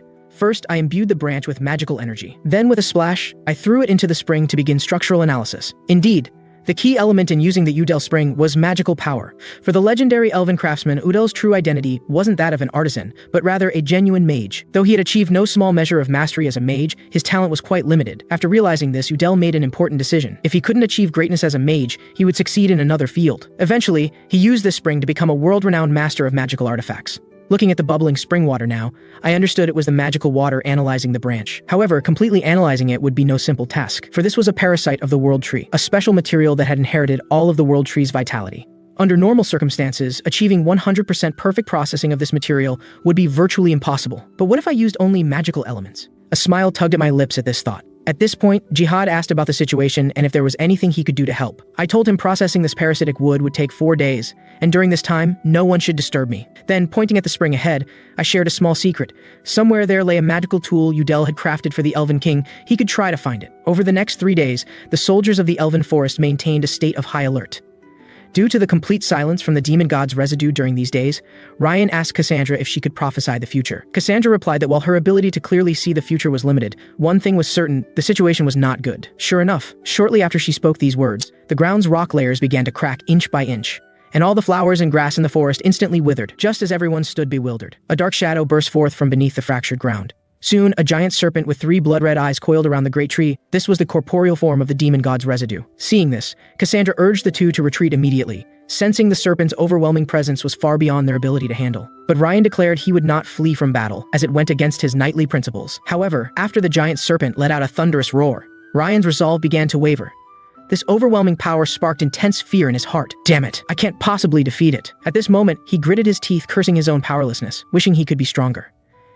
And when will that Mikhail finally show up? Fortunately, the Elven King had prepared in advance and immediately arrived at the scene with his elven soldiers. He first ordered all soldiers to raise their bows and fire, using the dense volley of arrows to restrict the serpent's movement. Then, seizing this opportunity, he had the mages construct a magic formation. The next moment, a massive barrier appeared before the serpent. They thought this would be enough to stop it. However, after the serpent smashed its head against it several times, the previously impenetrable barrier was forcibly cracked. The Elven King realized this wouldn't last long. Now he could only hope for my swift appearance. Meanwhile, at the Udel Spring, I had completed analyzing the parasite. Looking at the staff in my hand, I was quite satisfied. As expected of me, it's flawless from every angle. Set told me to stop being smug and urged me to quickly combine it with the previous orb, because just now she had sensed the demon god residue's aura had grown tens of times stronger than before, indicating it had certainly made its move, which was exactly what I had anticipated. As I embedded the red orb into the staff, the orb immediately burst forth with brilliant light. Seeing this, I felt secret joy. It seemed to have succeeded. Meanwhile, on the other side, the barrier was on the verge of collapse under the serpent's attacks. At this moment, despair was written across the Elven King's face. Gods, is there truly no way for us to stop it?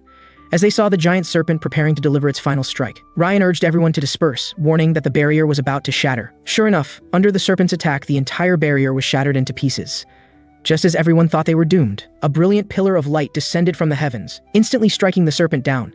Then my figure emerged from the thick smoke. I trust I haven't arrived too late? Cassandra was delighted to see me. Of course not. But didn't you say crafting the magical artifact would take 4 days? Why have you appeared on the 3rd day? I responded that, as a man, wasn't it natural to be ahead of schedule? At this moment, the serpent recovered and struggled to rise. Looking at this massive creature before me, I knew that mere 5th circle holy light magic would not be sufficient to defeat it. Moreover, if not for this staff made from the world tree's most precious part, the previous attack likely couldn't have even penetrated its defenses. But now the greatest challenge before me was how to slay this serpent. The demon god's residue had parasitized the world tree for decades, consuming vast amounts of its power during that time, making it unrealistic to kill it with this staff alone. Fortunately, I knew its weakness from my previous life's encounter. There was a core inside its abdomen, and destroying that would kill the serpent. What troubled me was that to successfully enter its body, someone would need to distract it from the outside. At this moment, the serpent launched its attack, lunging at me with its massive, bloody maw. Simultaneously, a sharp arrow streaked across the sky from afar. Following it, brilliant blue flames erupted violently upon the serpent's head. The powerful impact forced me back several steps. That was unexpectedly the Elven Sovereign's sword. I turned my head to look below. Sure enough, Jihad had arrived. It seemed he had obtained the magical tool left behind by Udel. This Elven Sovereign's arrow was specifically crafted by Udel for the next Elven King, possessing both tremendous destructive power and the strongest holy force. Regrettably, none of the successive Elven Kings had gained its acknowledgement. Otherwise, the demon god's residue wouldn't have been so brazen. However, Jihad's arrival was perfect timing. His attacks could effectively draw the serpent's attention. The serpent had now recovered from that arrow, though it was in quite a sorry state, with half the skin on its face blown off. I first cast a speed enhancement spell on myself, taking advantage of the moment when the serpent opened its mouth in pain. I charged straight into its mouth with lightning speed. After flying through the dark intestinal tract for 2.5 minutes, Set and I finally reached the serpent's abdominal region. What greeted our eyes was a horde of horrifying creatures formed from black liquid, their numbers staggering. Set informed me these were demon god clusters summoned by the residue to protect itself, extremely dangerous entities. But they don't look particularly strong, I remarked, prompting Set to educate me about these monsters. Their danger lies not in individual strength, but in their ability to resurrect infinitely while within the demon god's residue. As we conversed, these creatures suddenly launched their attack. Seeing this, I immediately cast circle expansion magic, instantly tripling my magical power. Then I raised my staff and silently invoked Divine Gate. The next moment, a disc emanating holy aura slowly rose above my head, its white light directly dispersing the monster horde. Simultaneously, I took a large gulp of tomato juice. This is indeed pushing it, but it should be enough to deal with your kind. I then directed the disc to emit a beam of white light, instantly reducing the monsters to dust upon contact. Witnessing this, Set's jaw dropped. What in the world is this? She pulled at my cheeks, demanding an explanation. In her experience, these creatures weren't supposed to be defeated so easily. Her reaction was understandable. After all, Divine Gate was a spell I had specifically created to counter demon gods in preparation for such situations. Based on the knowledge from my previous life as a Ninth Circle Archmage, this magic was extremely difficult to use and consumed enormous amounts of magical power. In my current state, I could probably maintain this for only 5 minutes. Therefore, I had to eliminate the demon god's residue within this time frame. Set and I quickly arrived at the location of the core. At last, I found you, you bastard. The creature before us astonished Set. She hadn't expected the residue's true form to be the demon god's eyeball. No wonder it had caused Yggdrasil such torment. With only 3 minutes of circle enhancement remaining, I needed to end this quickly. However, the demon god's eyeball seemed to notice my current state and immediately emitted a mocking hee laugh. It then manipulated several tentacles to attack me. Damn it, I don't have time to play tentacle games with you. I immediately cast Blink Spell. The next second, I appeared directly in front of the eyeball with 1 minute of circle enhancement remaining. Seeing this, the eyeball attempted to open its surrounding tentacles to devour me directly. But I was one step ahead, pulling out a signal stone. Then I lightly clenched my fist and crushed it. With a whoosh, an arrow wreathed in green light suddenly appeared, severing all the tentacles before me. This arrow was shot by Jihad from outside. The giant serpent, its body now pierced, roared madly as its life force visibly drained away. Floating before the eyeball, I shouted, "Did you really think the World Tree would endure your torment without any preparation? Though in my previous life, the World Tree failed to escape you and perished together with you. She never truly lost, for she had long ago planted a seed of hope within you, a spell crafted solely for the World Tree." As I raised my staff and invoked the 7th circle unique spell, Yggdrasil, countless fresh sprouts instantly grew within the serpent's body. They rapidly spread and climbed, then advanced towards the eyeball at tremendous speed. Meanwhile, Yggdrasil in the distance sensed these seeds sprouting. "Thank you, Mikhail Walpurgis," she said, tears of joy flowing. On the other side, the serpent's body was gradually decomposing and dissipating. Seeing this, Jihad wept with joy. We really destroyed the demon god's residue. He still couldn't quite believe it was real, until a beam of green light came racing from afar. It silently merged into the great tree. The next second, the withered branches instantly filled with vitality, verdant leaves growing rapidly under the golden light. In moments, the entire tree was enveloped in flowing golden light, emanating an incredibly strong life force. Wonderful!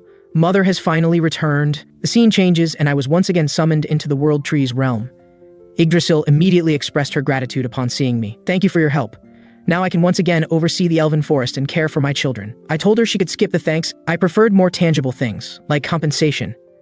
Yggdrasil hadn't expected such directness. "I see, you want my essence, correct? But obtaining my essence would only increase your circle count. Considering my life's value, this compensation you seek seems too modest. Therefore, I have decided to give you a part of myself." Hearing this, Set immediately became agitated. "Who gives away something so precious? If you give away a part of yourself, how will the world's order and balance be maintained?" "Sister Set, my reason for doing this is the same as your original intention in choosing this child. Therefore, you shouldn't stop me." Set's face flushed red at these words. "Do as you please. Give whatever you want. I won't interfere." Looking at Set's frustrated expression, I teased her, "That's what you get for meddling. Now you're speechless after being shut down." Then I accepted Yggdrasil's kindness and asked her, "How should I use your power?" Yggdrasil placed a strand of her embroidered hair in my hand. This left me somewhat disappointed. "So it's just hair?" I opened my mouth to eat the hair, but Yggdrasil quickly stopped me. She told me I only needed to tie the hair around my wrist, and then I could control her power. Sure enough, when I closed my eyes and tried, a power full of life force burst forth from my wrist. It quickly spread throughout my entire body. So this was the World Tree's power, not only healing all my wounds, but also rapidly restoring my magic circles. Then I extended my right hand, intending to test this power. The rapidly rotating magical power instantly racked my body with turbulence. Fortunately, the World Tree's healing speed exceeded the magical power's rotation rate, preventing me from suffering immediate physical destruction. After enduring this agonizing ordeal, I successfully condensed my 6th magic circle, signifying my breakthrough to become a 6th circle mage. Upon returning to the Elven Forest, everyone was gathered around a bonfire for a grand celebration. Observing everyone's joyful expressions, I mused how wonderful it would be if the world could maintain such joy and laughter forever. Such a scene was truly beautiful. At this moment, the Elven King suddenly sat beside me. He inquired about my injuries. I assured him I was fine, but mentioned there was something important he should know. He should properly guide Jihad and arrange for him to meet the fairies, for he had the potential to form a contract with the fairy king. Hearing this, the Elven King smiled gently. Thank you, honored messenger, for such high praise of my son. As his father, I am very proud. I glanced at him, thinking how he was exactly as Jihad had described. In my previous life, Jihad would take every opportunity to tell me, my father is truly a wonderful person. And he wasn't wrong. The Elven King was indeed a good person.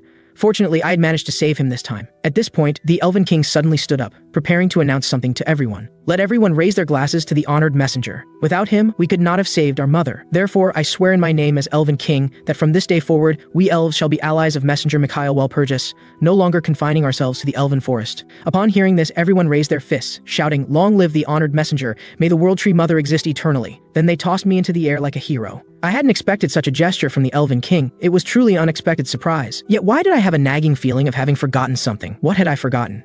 Meanwhile, in the Elven dungeon, the butler had been imprisoned for exactly 4 days. With the World Tree incident reaching its perfect conclusion, our group finally set out on the journey to the Divine Country. Along the way, Knight Helen kept asking me the same question: who exactly was I? I rolled my eyes in exasperation, stating that I was obviously the only son of the Walpurgis family. Did she think I could be her father? At this point, Set told me she could completely understand Helen's feelings, as even she doubted whether I was human, given that my recent performances seemed impossible for someone of my age. Left with no choice but to dispel everyone's doubts, I, Mikhail, began to speak complete nonsense with a straight face. As you all can see, the reason I can accomplish seemingly impossible feats is that I can hear the voice of the gods. Upon hearing this, everyone immediately gave me looks reserved for the mentally challenged. Stop bragging, Mikhail. Even the Holy Maiden can't hear divine messages in this age. What makes you a mere mage think you can? Set agreed with Ryan's words, for as a divine messenger, she knew well that since Godashar's departure, no divine messages had descended upon this world. To this, I merely smiled slightly, then turned away, stating, whether you believe it or not, the gods have indeed conveyed a message to me. And that message is, let the divine country perish. As I spoke, I made an international friendly gesture toward the sky. Indeed, the roots of the current divine country had long since rotted. The self-righteousness and greed of the high archbishops were crucial factors in the demon god's successful invasion in my previous life. My words deeply moved Cassandra, for no one understood the corruption of the current divine country better than she did. Well then, everyone, let's go break through the scheme those old men in the divine country have set up. Soon our group arrived at Nuke, the capital of the divine country. At the city gates, the cleric in charge of reception inquired about the purpose of our visit. I handed him a scroll. This is a letter of recommendation from Archbishop Arley. I trust you recognize his name? Upon hearing I was recommended by Archbishop Arley, he hastily unrolled the scroll to verify my identity. After confirming I was recommended by Arley to compete for the position of hero, he requested that I drop a single drop of blood on the scroll, for only this would officially validate the letter of recommendation and grant me qualification to enter the divine country's main temple. All along the way, the divine country's followers were buzzing with discussion, for from the moment I entered the city, everyone knew I was a hero candidate. Though heroes in this age were mere nominal titles in common people's eyes, for the divine country, no matter how much a hero's prestige had declined, a hero was still a hero. Seeing all eyes focused on me, Ryan smiled and suggested, wouldn't it be more interesting if we made an even grander entrance? Ryan's words enlightened me, and I called out to Set with a smile. To this, Set gave an evil smile. I think I know what you're planning. She then activated the divine artifact Set's storm. The next moment, pure storm power surged around me. The onlookers' jaws dropped as they discovered that this storm contained holy power. How could this be possible? My ostentatious display wasn't merely for show. The main purpose was to let the rats mixed in the crowd clearly see my strength, so they could report back to those old Archbishop geezers. At this point, the butler also noticed these people's presence. He approached me and quietly informed me of everything, asking what I planned to do. I blinked my large eyes, indicating I would give him a 3-day vacation. Butler, you've been working so diligently all this time. So for these 3 days, go do whatever you want, whether it's catching rats hiding in the shadows or playing so-called puzzle games. The butler was momentarily stunned by these words. Then his lips curled into a barely noticeable smile. Ah, young master, you really know how to command people. Meanwhile, in a room within the church, a cleric reported everything that had transpired to Archbishop Killian. You say Mikhail possesses holy power? Impossible. The Walpurgis family is clearly a family of mages, and mages absolutely cannot possess holy power. For magical power and holy power are two forces that cannot be merged. To possess both powers simultaneously, he would have to be the protagonist of some novel, before Killian could recover from his shock. The cleric delivered another shocking piece of news, that Cassandra had also appeared among the group. In another part of the church, Priest Sihan, responsible for receiving me, was very excited upon seeing me. You must be Lord Mikhail, the hero candidate. His Holiness the Pope is already waiting inside for you. Looking at the young child before me, I marveled at how understaffed the divine country must be to have such a young child serving as an intermediate priest. I then asked him to lead the way, but Sihan awkwardly explained that the Pope would only receive me alone. Ryan and the others could not enter the main temple. Hearing this, I indicated it wasn't a major issue, they would manage on their own. But before entering, I warned Cassandra, Archbishop Killian's people have likely discovered you, be careful. Cassandra responded somewhat dejectedly, I know. After all, they're the most vigilant against my prophecies in the entire divine country. Then I turned to give Ryan some instructions, asking him to protect Cassandra during this time, for I knew this meeting would likely last a considerable time. At this moment, Cassandra suddenly called out to me, didn't you ask before about why I left the divine country? I think it's time I gave you a direct answer. Go ahead then. Wasn't it because the divine country didn't believe your prophecies that you chose to leave? The prophecy known to all today is that the demon god invaded and destroyed the world. But her true prophecy went far beyond just this, for she also foresaw that beside the demon god stood a lion with a golden mane. Most importantly, an inverted sun hung around its neck. In the divine country, the sun is the symbol of heroes. Thus, the archbishops interpreted this prophecy as the fall of a hero.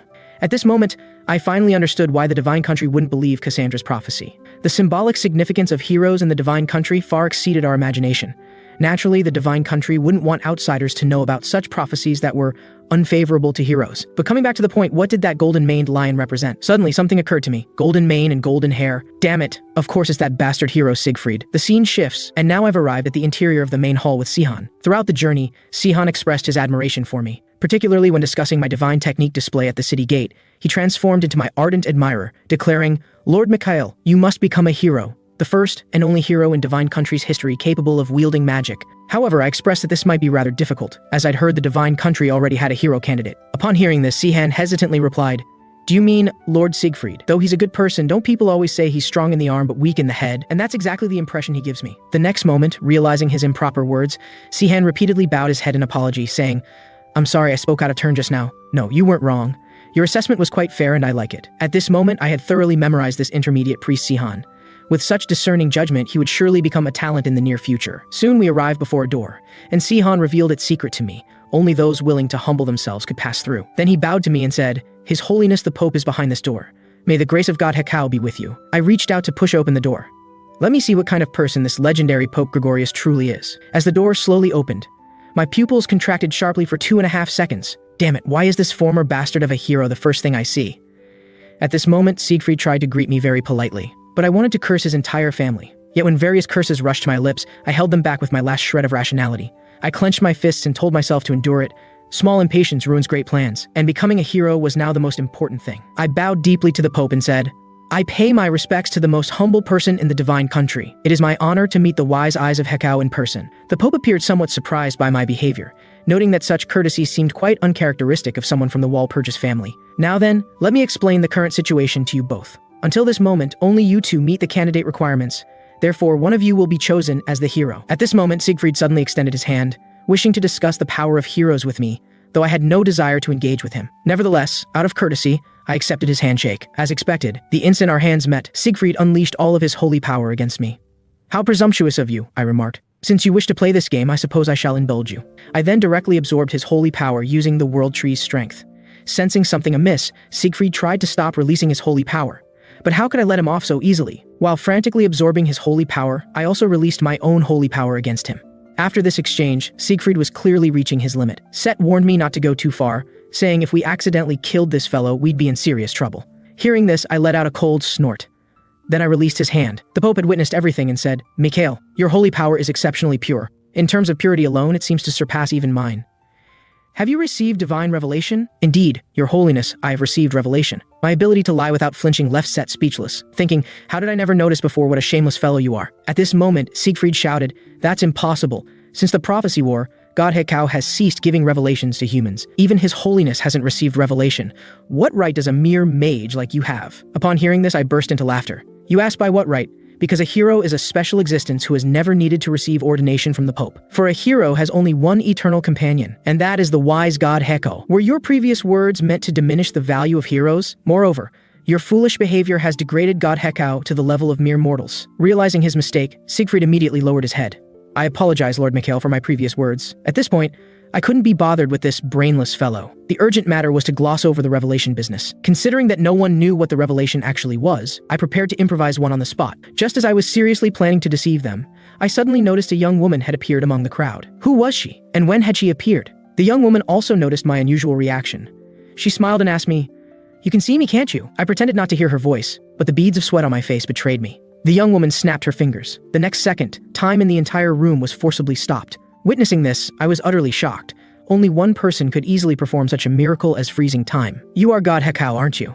I felt rather awkward at this moment, having just attempted to use her name to fabricate lies, only to be caught red-handed before I could even finish. And with her playful expression and attitude, she seemed more like Set than a deity. Set saw right through my staring eyes and said, "Your thoughts seem quite disrespectful towards me." At this moment, Hekau also noticed Set's presence, saying, "What a surprise to meet you here. Though Set, you seem to have become more humble. Are you worthy to say such things? Should I reveal all your embarrassing stories about pursuing a Sar?" However, before Set could finish speaking, with a loud crash, Hekau executed a shoulder throw on Set. The force was so great that Set almost went to meet Asar. Then Hekau asked me a question. "From earlier, your eyes have shown considerable insolence. Although you've inherited Asar's legacy, I am now the only god in this world. Why do I see not a trace of reverence for me in your eyes?" Her words immediately ignited my anger. Whether it was when the world tree was near death, or when the great demons were expanding their power, didn't you choose to stand idly by? So why should I show any reverence towards you? Hearing my words, Hekau was momentarily stunned. Then she smiled and said, "You really are an interesting person. If you're angry because I haven't responded to revelations, I can only say I have my own helpless reasons." Then, making a silencing gesture near her mouth, she continued, "I don't respond because my words cannot be transmitted. Though people call me a god, I'm not perfect like Asar. For some reason, my words cannot reach the people. Even prophecies, my backup plan, fail to gain people's trust." Upon hearing this, I was dumbfounded. "But you're a god. What in this world could possibly be beyond your ability to solve?" Hekau replied, "This matter would take too long to explain. I'll clarify it another time. As the only human who can currently communicate with me, I need you to help me with something." Due to some reason, her words could not be transmitted, so she hoped I could help her investigate the cause. In exchange, she would help me become a hero. Although I had absolute confidence in becoming a hero through my own abilities, considering that her problem might be related to the demon god, I agreed to her request. With another snap of her fingers, the previously frozen time resumed its flow. At this moment, Siegfried was still persistently asking what kind of revelation God had given me. "Since you're so eager to know, I'll tell you. God said that the current state of the divine country deeply disappoints her." Upon hearing this, Siegfried immediately condemned me for insolence, daring to defame the divine country before his holiness. I had anticipated his reaction. "You haven't even confirmed whether my revelation is true or false, yet you dare call me insolent. I think you're the one who doesn't take God Hekau seriously. A brainless fellow like you should just keep quiet." Then I turned my gaze to the Pope. "Oh yes, God mentioned something else to me. Long ago, your holiness, you took in 2 children, didn't you? One you kept close, while the other you neglected." Upon hearing these words, the Pope's eyes widened in astonishment. This information was known only to a select few archbishops within the divine country, yet I had revealed it in precise detail. At this moment, he became thoroughly convinced that I had indeed received revelation from Hekau. In truth, these words were not revelations from Hekau, but rather what I myself wished to accomplish. The divine country's foundation had become thoroughly corrupt, and the status quo needed to change. Moreover, it mattered not if they believed these words were revelations. After all, once I turned these words into reality, they would become revelations. The Pope then stated that the hero selection discussion would end here for today, as he needed to consult with the various archbishops. After leaving the church, I discovered a strange patterned mark had appeared on the back of my hand. Set informed me that this was the unique pattern representing Hekau's inheritance, indicating I had accepted her commission. Then Set sarcastically remarked that I now had 2 patterns, wondering if I would eventually become a street boss with the full mythological menagerie tattoo package. You know what, that's actually possible. While I was chatting with Set, Ryan on the other side was nearly going mad, for a great battle was about to erupt before his eyes. The arrival was Habe, the divine country's strongest holy knight, and his purpose was to take Cassandra away. Obviously, Helen, as Cassandra's guardian knight, could not agree. "You have no right to see her. If you don't leave now, don't blame me for being discourteous." Hearing this, Habe merely let out a light sigh. Then he stepped forward, his foot causing the ground to crack and stones to fly. "Has no one told you how dangerous it is to draw a sword against a holy knight? Besides, Lady Cassandra is a member of the divine country. Isn't it only natural for me to take her home?" Seeing the opponent about to make his move, Ryan immediately moved to protect Helen behind him. This action greatly displeased Habe, who warned Ryan that if he didn't move aside, he would be treated as an accomplice. However, Ryan declared that Helen was his companion, and standing idly by would dishonor the Parslov family name. With that, Ryan drew his sword and assumed a fighting stance. "So you're the Empire's rising star, Ryan Parslov. For your family's sake, I'll give you one more chance. Step aside now, and I won't make things difficult for you." But Ryan's response remained firm. "I've already said I absolutely will not move aside." As soon as the words left his mouth, Ryan charged forward with his sword. He felt both fear and excitement. Fear because his opponent was the divine country's strongest holy knight. Excitement at the chance to cross swords with such a powerful warrior. Yet in the instant their blades clashed, Ryan clearly recognized the gap between them. I cannot defeat him. At this moment, Cassandra shouted, "Stop!" Only then did this battle without suspense come to a halt. Habe, even as the commander of the Holy Knights, you shouldn't come barging in so rudely. Habe stated that this was his duty as a Holy Knight, and that Archbishop Killian had repented his past actions, assuring it would not happen again, so please, come with me. Cassandra understood clearly that this man stood on the same side as Killian, and if she were taken away, she would surely be imprisoned again, never able to leave the divine country. If I refuse to go with you, will you take me by force? Habe replied that he would, stating, I'm not negotiating with you, to prevent Ryan and Helen, who were protecting her, from being harmed. Just as Cassandra was about to agree, my voice carried from afar, "Who says anyone's going anywhere with you, little purple hair?" A pillar of fire immediately shot skyward, separating the two sides. Seeing this, Habe's eyes widened. This is sixth circle magic. I never expected Lord Mikhail to possess such power at such a young age. However, this is an internal matter of the divine country. Even if you are qualified to become a hero, you have no right to interfere with the Holy Knight's affairs. I chuckled at his words. Tell me, Commander, have you truly memorized the divine country's laws? To the divine country, a hero is no outsider. If you truly don't know this, I'd be happy to explain it to you. Habe was momentarily stunned, then acknowledged that he had misspoken.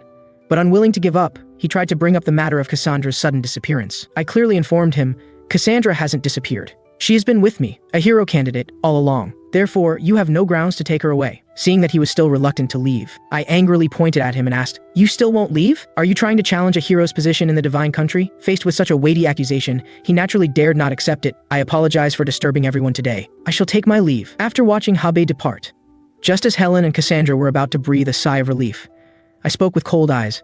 Now then, let's have a talk. After returning to our lodgings, the first thing I needed to confirm was Helen's true identity.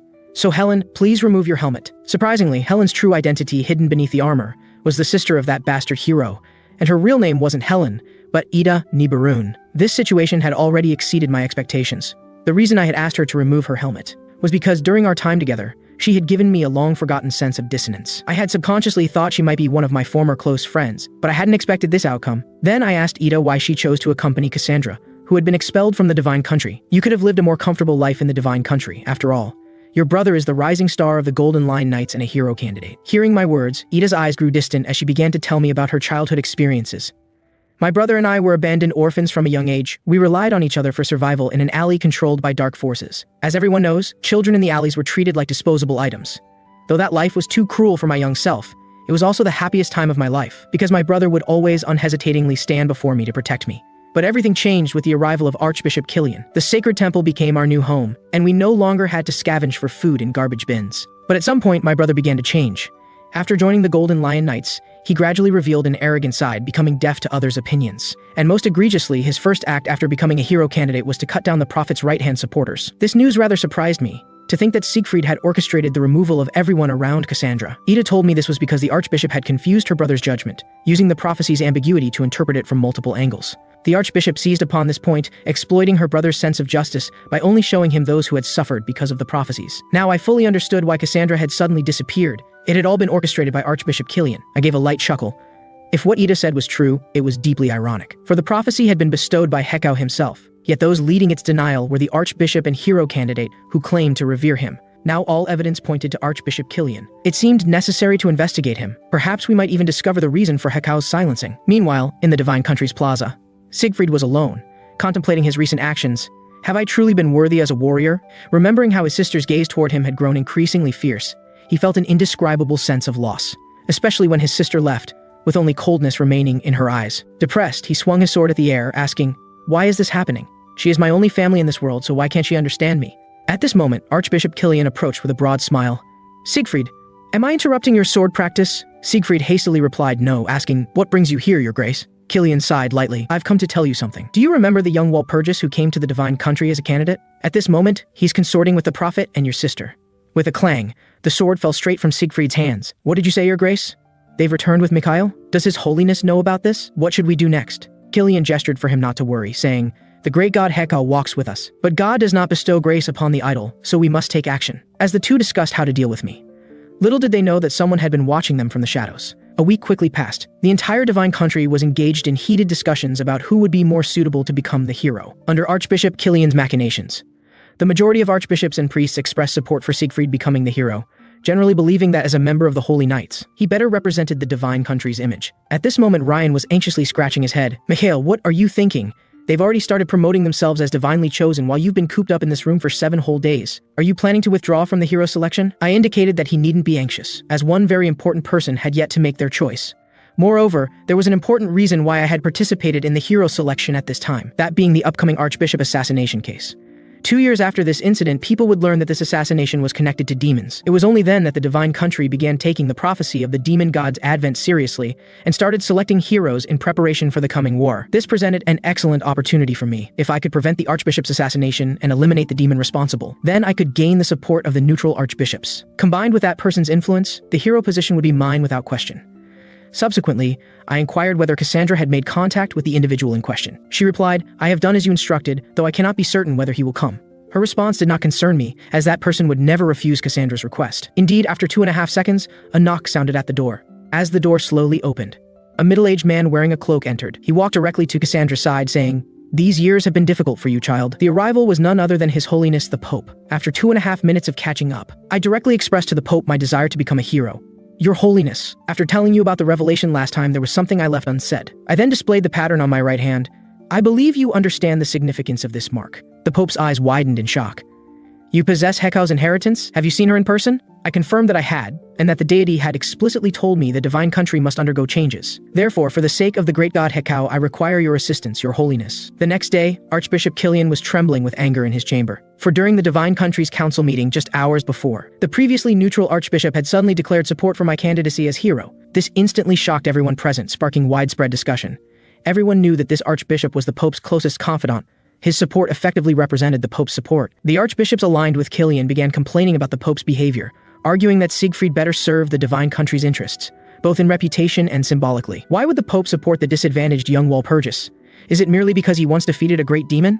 Hearing this, Archbishop Kilian ground his teeth in anger, determined not to allow me to establish my reputation and become the hero. Then, with a malevolent expression, he addressed his colleagues, My fellow brothers, for the sake of the divine country and what is right, we may need to soil our hands. After learning that all of this was connected to demons, I took Ryan and directly infiltrated the divine country's Knight Order. Just before this, through displaying Hekau's symbol and Cassandra's plea, I had successfully convinced the Pope to support my candidacy as hero. Though everything was proceeding according to plan, I alone knew that the most challenging problems lay ahead. Because the Archbishop's murder case is about to happen, to be precise, it should be Archbishop Naren's murder case. It was precisely this incident that would make the already under-supported Pope's position even more precarious. Therefore, my most urgent task was to save Archbishop Naren. As I contemplated this, my butler, who had been on leave for many days, suddenly appeared behind me. Startled, I teleported 2.5 meters away. Just as I was about to complain about his ghostly appearance, the butler brought me news that he had detected a demonic presence within the divine country, with its source in the Holy Knights. This surprised me somewhat. Indeed, the most dangerous place is often the safest. Demons certainly knew how to choose their hiding spots. Young master, I have one more matter to report. That Archbishop Kilian appears to be plotting against you. Moreover, I can clearly sense a malevolent aura about him, as if he's been tainted by something repulsive. Hearing this, I smiled slightly. Things were developing in an interesting direction. The scene changes to Ryan and me walking toward the Knights' headquarters. On the way, Ryan expressed his confusion. Mikhail, why do you want to trouble the Knights, and why insist on bringing me along? For revenge, of course. Their commander came to bully us earlier. Shouldn't we return the favor? Hearing this, Ryan became excited. I like your vengeful personality, kid. By the way, I have something for you. You'll be the one to deal with that commander. Speaking thus, I tossed him a mold. But Ryan was dumbfounded. Is it real or fake real? Are you sure you want me to handle Habe? Then he looked at the mold in his hand again. What good is a sword hilt to me? I gestured with a raised hand, instructing him to infuse it with aura. This will certainly provide you with a remarkable surprise. Indeed, at the precise moment, Ryan infused the spiritual artifact. A magical sword of immense power materialized before his eyes. As the accumulated aura continued to intensify, the magical sword transformed directly into a swordsman. I informed Ryan, this one's swordsmanship far exceeds your own. Though you cannot communicate bidirectionally, training with him will at least double your efficiency. Faced with this unexpected gift, Ryan appeared somewhat embarrassed and asked what I wanted in return. I patted his shoulder and replied that I wanted nothing. If you truly wish to show gratitude, then focus on becoming stronger. I will need your help in the future. Soon we arrived at the Holy Knights' headquarters. The 2 knights on guard duty immediately recognized my status as a hero candidate and inquired about my business. I am here to see your commander Habe. Please announce my arrival. Upon hearing this, the 2 became instantly hesitant. We apologize, Lord Candidate, but the commander is not present. Please return another time. Their unusual behavior further confirmed my suspicions. Something was definitely amiss within the Holy Knights. Disregarding their obstruction, I prepared to force my way in under the pretext of a hero candidate's inspection. At that moment, The sound of footsteps echoed from nearby. It was Commander Habe himself. How fortuitous. Did you come specifically to welcome me, Commander? Habe, with a gloomy expression, inquired about the purpose of my visit. Upon learning we had come specifically to challenge him, he was momentarily stunned, then realized it was about the previous attempt to seize Cassandra. My sincere apologies, Lord Mikhail. I was wrong in that previous matter and formally apologize. However, I cannot accept your challenge, as holy knights do not fight the innocent. Upon seeing the other party's refusal to yield, Ryan began provocative speech directly to their face. Oh, so you don't fight with the innocent, do you? It seems more like you're afraid to face us, and searching for excuses to avoid confrontation. I decided to escalate the situation, saying, could it be that the holy knights are all bullies who prey on the weak and fear the strong? Are such people worthy of serving God Hekau? Touched on a sensitive point, Habe's gaze turned cold. Lord Mikhail, please retract your words.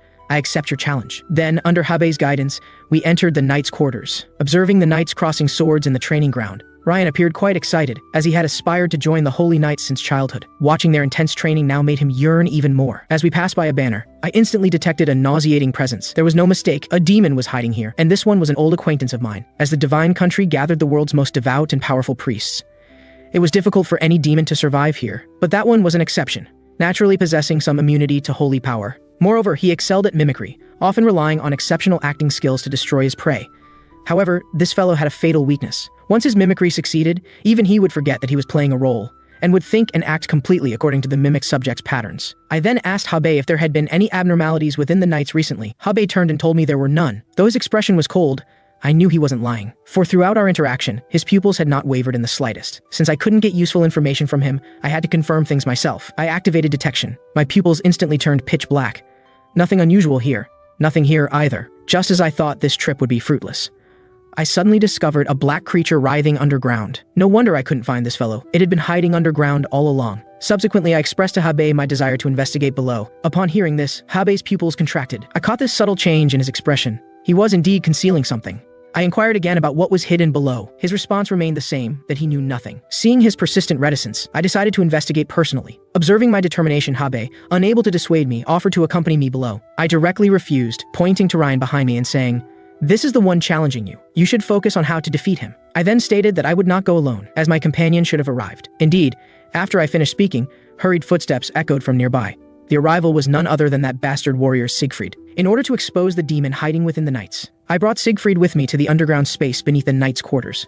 Throughout the journey, Siegfried complained incessantly, not understanding why I wanted to investigate here, insisting there was only an abandoned warehouse below. I glanced at him, informing him that something repulsive lurked below. Your task now is to close your mouth and follow my lead. We quickly reached the lowest level. As Siegfried had said, it was indeed an abandoned warehouse, containing nothing but some dilapidated wooden crates. Siegfried gave me a contemptuous smile. I told you there was nothing here. The holy knights would never harbor such things. I indicated that he shouldn't be so certain, lest he be proven wrong momentarily. I then summoned Set, asking her to help me activate the divine artifact's power. As an emerald light appeared on my staff, a powerful wind immediately swept through the entire warehouse, carrying the force of the tempest. Under the divine power's influence, something hiding in the darkness became faintly visible through the smoke. As the smoke cleared entirely, a pulsating flesh sphere appeared before us. Seeing this, Siegfried was dumbfounded. I questioned him, is this what you meant by nothing here? I then raised my hand, charging a light magic spell. With a squelch, I crushed the flesh sphere. Set informed me that this thing was of the same type as the residue that had tormented Yggdrasil, though significantly weaker. This implied there must be more than one, as corrupting the entire divine country would require at least several hundred. Furthermore, behind these entities must exist an even more terrifying presence. After all, a problem that would prompt Hekau to personally request my intervention must be more complex than mere residue. Siegfried, having regained his composure, asked me what that thing was. I told him it was demon god residue, and that he needed to help me capture someone. Meanwhile, in the knight's training ground, the confrontation between Ryan and Habe was about to begin. Ryan first infused spiritual energy into the magic sword. Then, with a flash of movement, he charged directly at his opponent. Facing Ryan's spiritual energy assault, Habe showed no concern. He casually drew his sword to block, easily neutralizing Ryan's attack. Do you truly believe becoming commander of the Holy Knights is so simple? You currently have no chance of victory. Let us end this farce quickly. However, at this moment, a red gleam suddenly appeared in Ryan's pupils. He then unleashed several sword energy waves. With each clash of blades, Habe noticeably began to struggle. How is his speed increasing? This could become dangerous. Then, after one intense blade collision, both fighters tacitly withdrew to create distance. Habe was thoroughly shocked, unable to believe a youth could possess such power. Yet he absolutely could not lose this match. As commander, he had to maintain the knight's dignity. He gathered all his spiritual energy in his right hand, intending to end it with one decisive strike. Let me show you what true overwhelming power means. However, at that moment, a massive explosion suddenly occurred at the edge of the field. It turned out I had grown tired of using stairs and had used explosion magic to blast my way up from underground. This left Hebei utterly bewildered. "This isn't your property. I suppose you have no concern for the damage?" I smiled and told him not to worry about such details. "I have an announcement to make. From today forward, all Holy Knights activities are suspended." Everyone was momentarily stunned at these words. Then they loudly protested.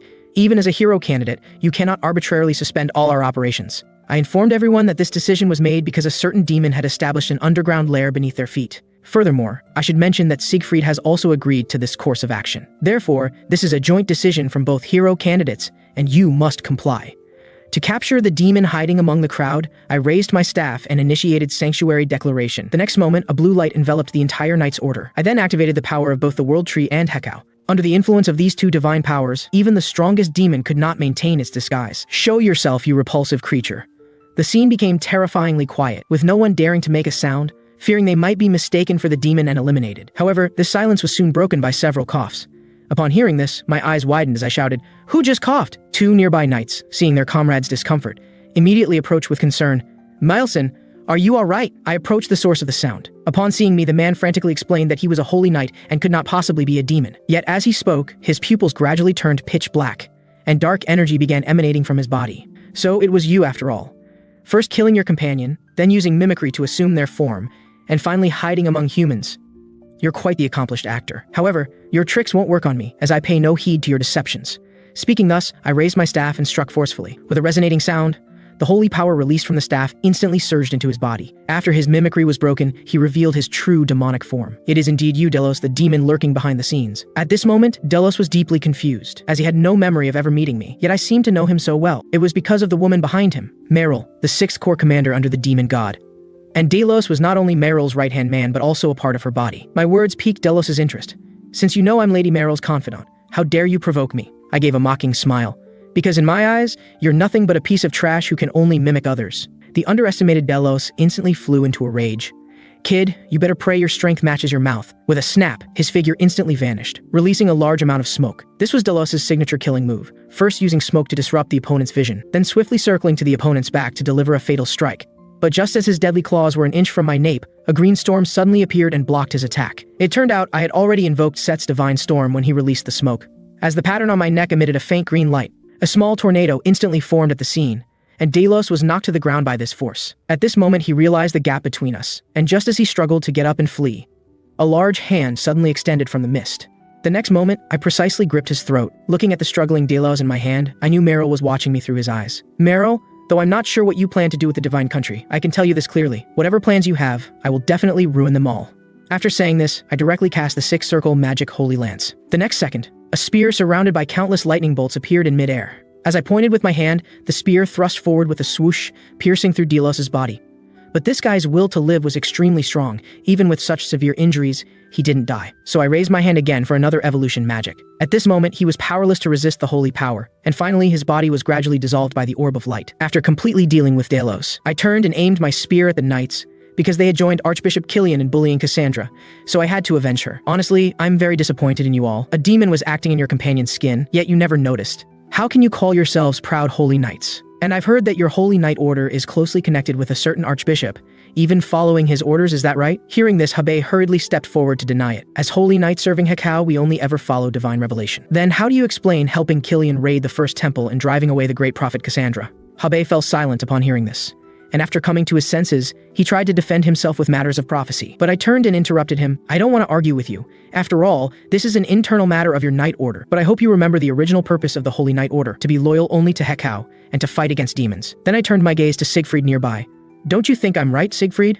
After all, as fellow hero candidates, it's not good if I'm the only one thinking this way." At this moment, Siegfried's gaze was frozen, as he reflected on whether he truly had the qualifications to become a hero. Compared to my demon-slaying actions, he, as a holy knight, couldn't even distinguish whether his companions were demons. This was an enormous shame for him. Anger and unwillingness made him clench his fists tightly. "No, I can't give up now. Even if I'm not worthy of being a hero now, I can make up for it through future efforts, because God will never reject someone who tries their best." With this thought, his eyes became determined. "Mikhail, you're right.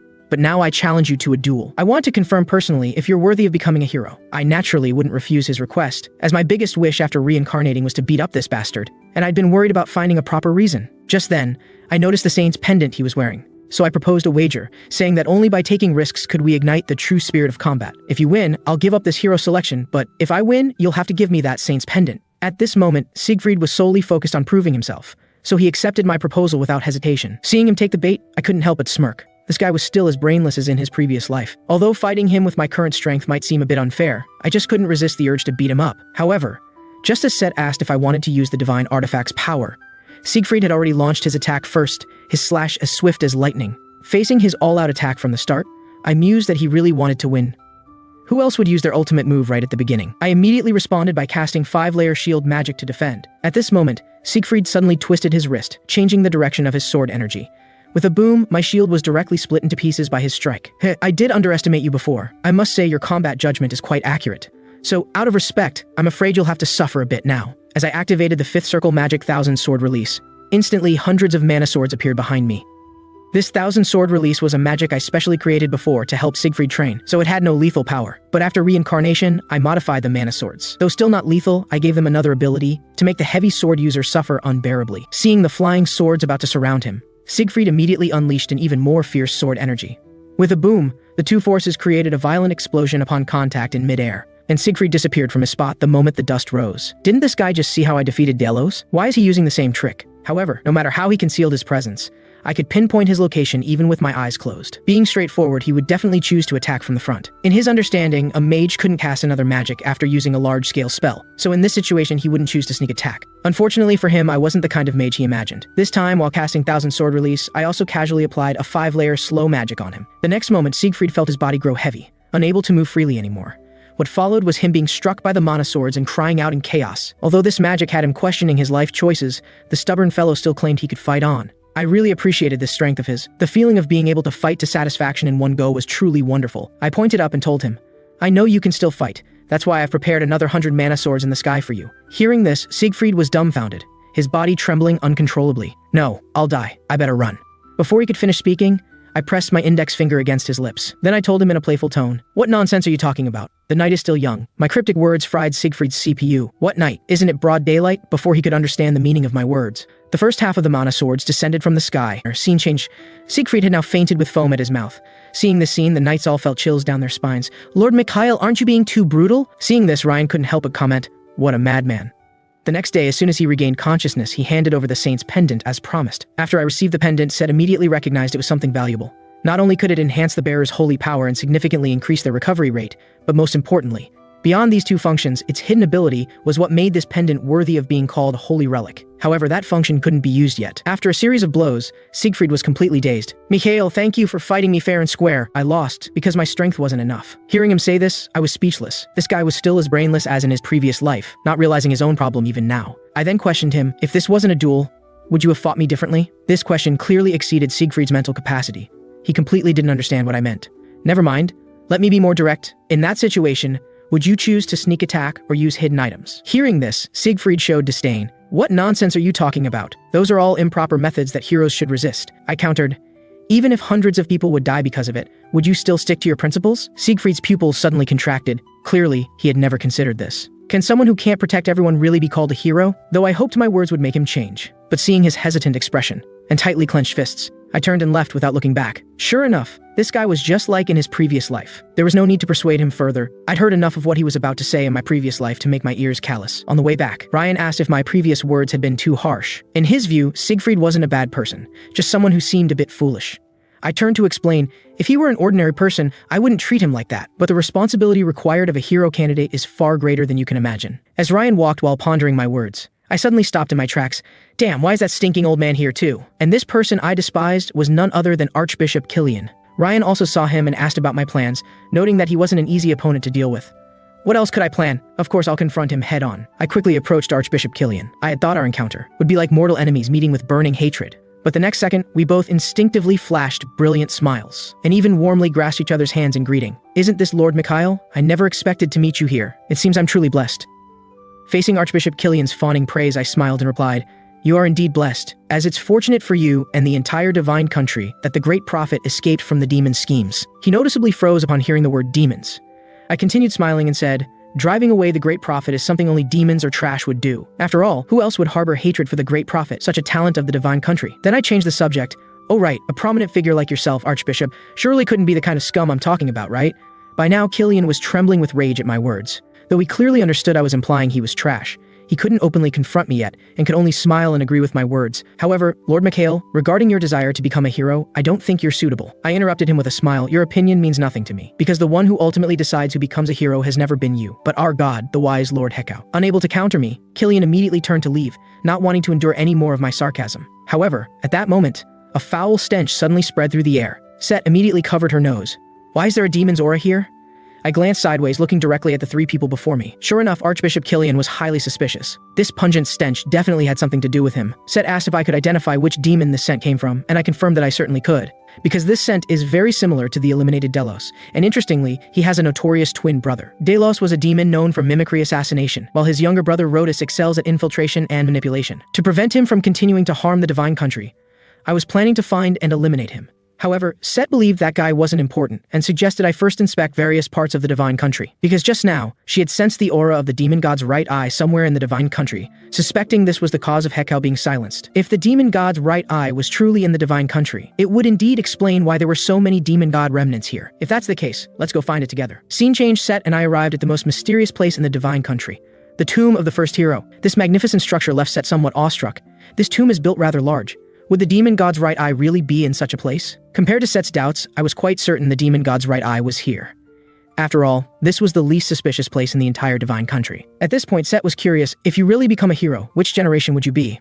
I told her that there had been 7 heroes so far. Barring any surprises, I should be the 8th. Though if the first hero saw how corrupt the Divine Country has become, he'd probably jump right out of his grave in anger. After entering the Great Hall, a strong sense of unease welled up in my heart. Sure enough, my guess wasn't wrong. The demon god's right eye was hidden here. Now I could only hope it wasn't hidden in that place. And that place I mentioned was the coffin containing the first hero's corpse. Then I gently placed my hand on the protective barrier. "First hero, please forgive my offense." As my words fell, the entire protective barrier instantly shattered into pieces. My action left Set dumbfounded. In her understanding, the demon god's eye couldn't coexist with a hero's corpse, and the recent protective barrier also proved the eye couldn't be inside. But what if it had invaded the hero's body before their death?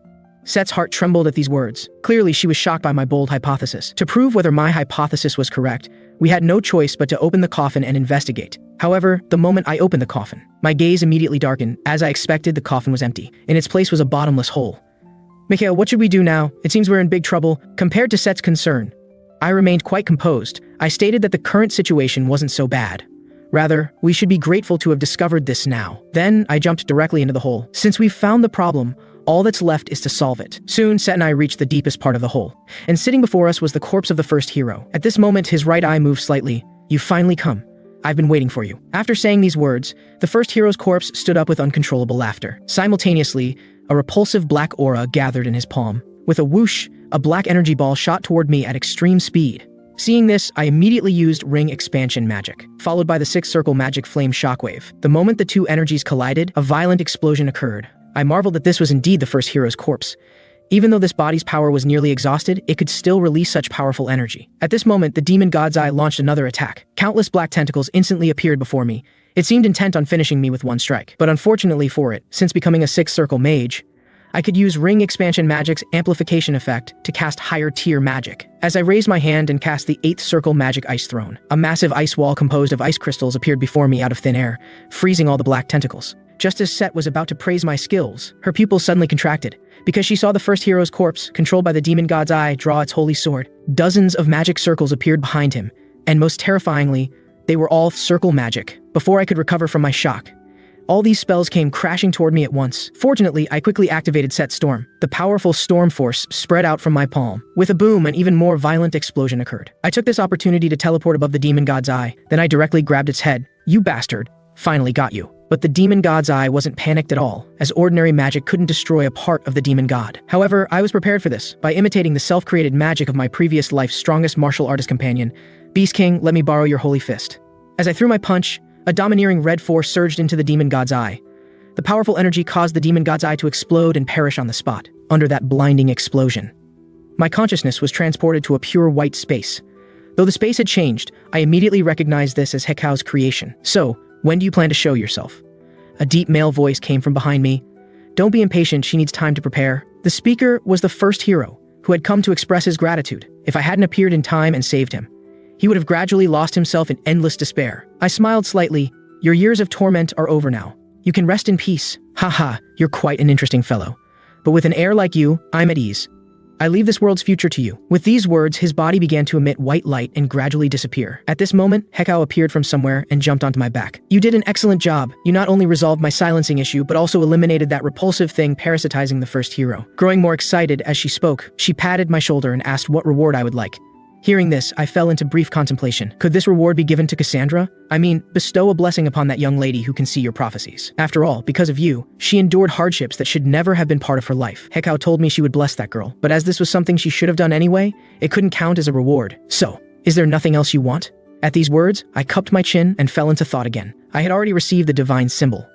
Thanks to the autonomous circulation training method, mana wasn't an issue either. So what else did I need? Suddenly something clicked in my mind. How could I have forgotten that important thing? When Hekau heard that I wanted the divine stigmata, she was momentarily stunned. I raised my hand and confirmed, you heard correctly, the divine stigmata is the best blessing and symbol a god can bestow, and it's the most valuable thing I could receive from you. Hearing this, Hekau gave a mischievous smile. You're really interesting. Honestly, I want to see how you'll react to receiving the stigmata, as I've never bestowed it upon any child before. However, let me be clear up front. The stigmata is part of divinity, so I cannot guarantee you won't lose yourself to it in the future. Even so, do you still want me to inscribe the stigmata on you? I replied with determined eyes. Yes, because this power will be essential for facing the demon god in the future. Then Hekau took my right hand and began inscribing. She told me that receiving the stigmata wouldn't make me immediately stronger, but it would enhance my divine nature, and this effect would grow stronger over time. After letting a drop of her blood fall onto my palm, she announced the stigmata inscription was complete. At the same moment, an intense stinging pain shot through my right hand. Red patterns spread visibly across my entire body. Grow ever stronger like this, Mikhail. I look forward to seeing what heights you'll achieve in the future. When I opened my eyes again, I had returned to the real tomb. Set immediately came to my side and asked if I had gone up to see that woman Hekau. After getting my confirmation, she angrily waved her tiny fists. That woman is really as petty as they say. Just because I said a few words about her last time, she completely excluded me this time. Just as she was still angrily cursing Hekau, a stone pillar fell straight from the sky, landing squarely on Set. After the pillar landed, I found a white robe and a letter on it. Opening the envelope, I found it was from Hekau.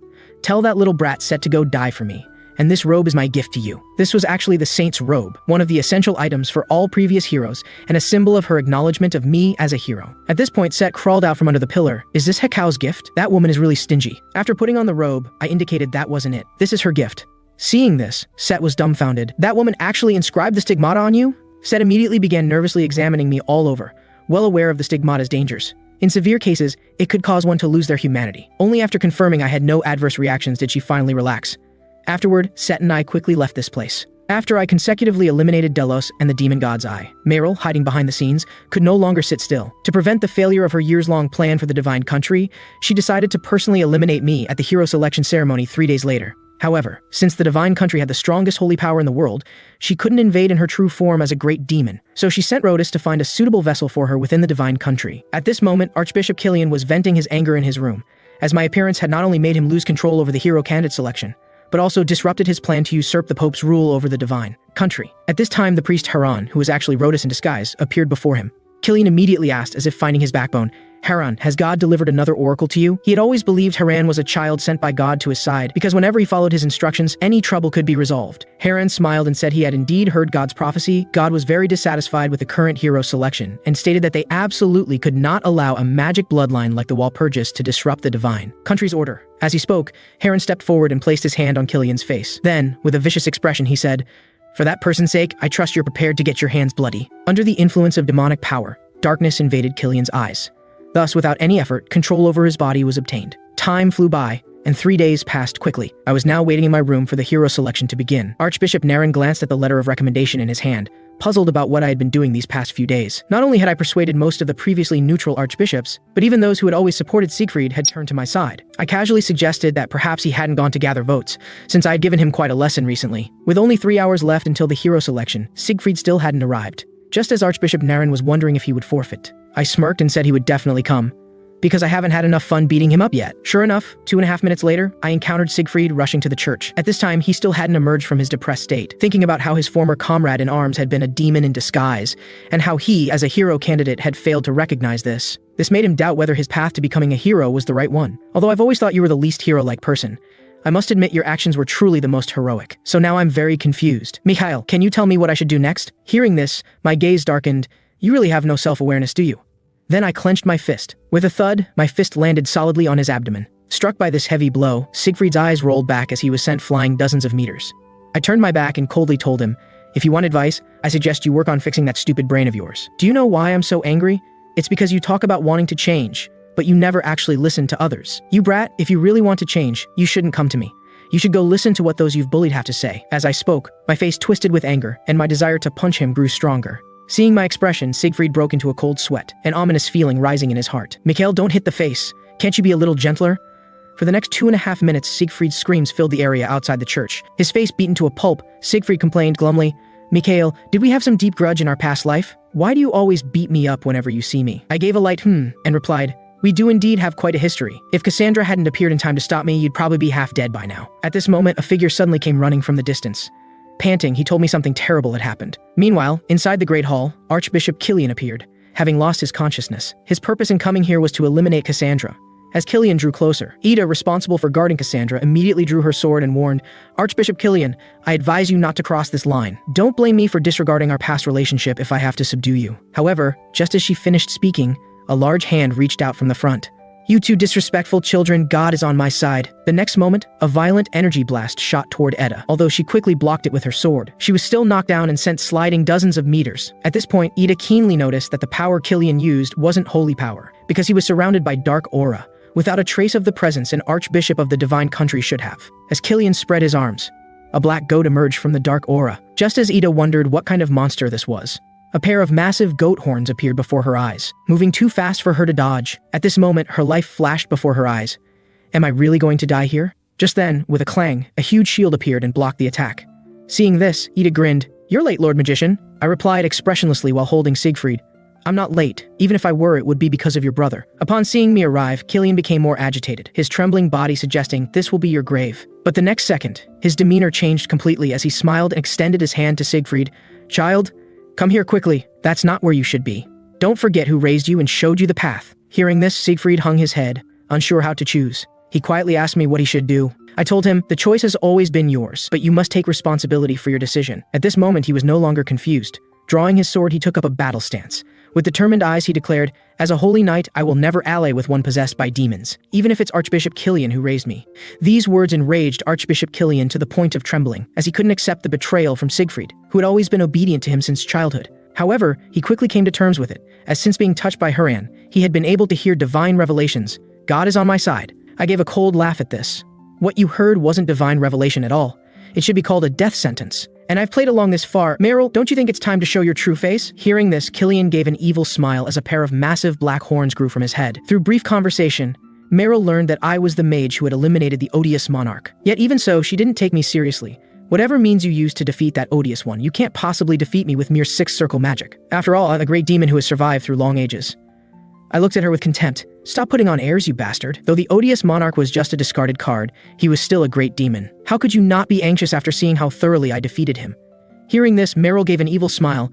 "You're quite arrogant. Let's see if you can still laugh later." Her confidence came from having already sent Rhodus to the Holy Temple. Once he succeeded there, the entire divine country would fall into her hands. Then no matter what trump card I revealed, I couldn't possibly beat her. But how could I not know about her little scheme? That's why I had already arranged for Ryan to go to the Holy Temple. However, after surveying his surroundings at the temple, Ryan was completely bewildered, because everyone around looked so normal, showing no signs of demon possession. What frustrated him most was that as a swordsman, he couldn't sense any demonic or holy energy at all. "Mikhail, bastard, why did you give me such a heavy responsibility?" Just then, a bishop passed by him. His demon sword began to hum and emit a pale blue light. This sudden change immediately caught Ryan's attention. Could the demon sword identify who is possessed by demons? With this thought, he immediately called out to stop the passing bishop. Sure enough, a black goat stood on the bishop's right shoulder.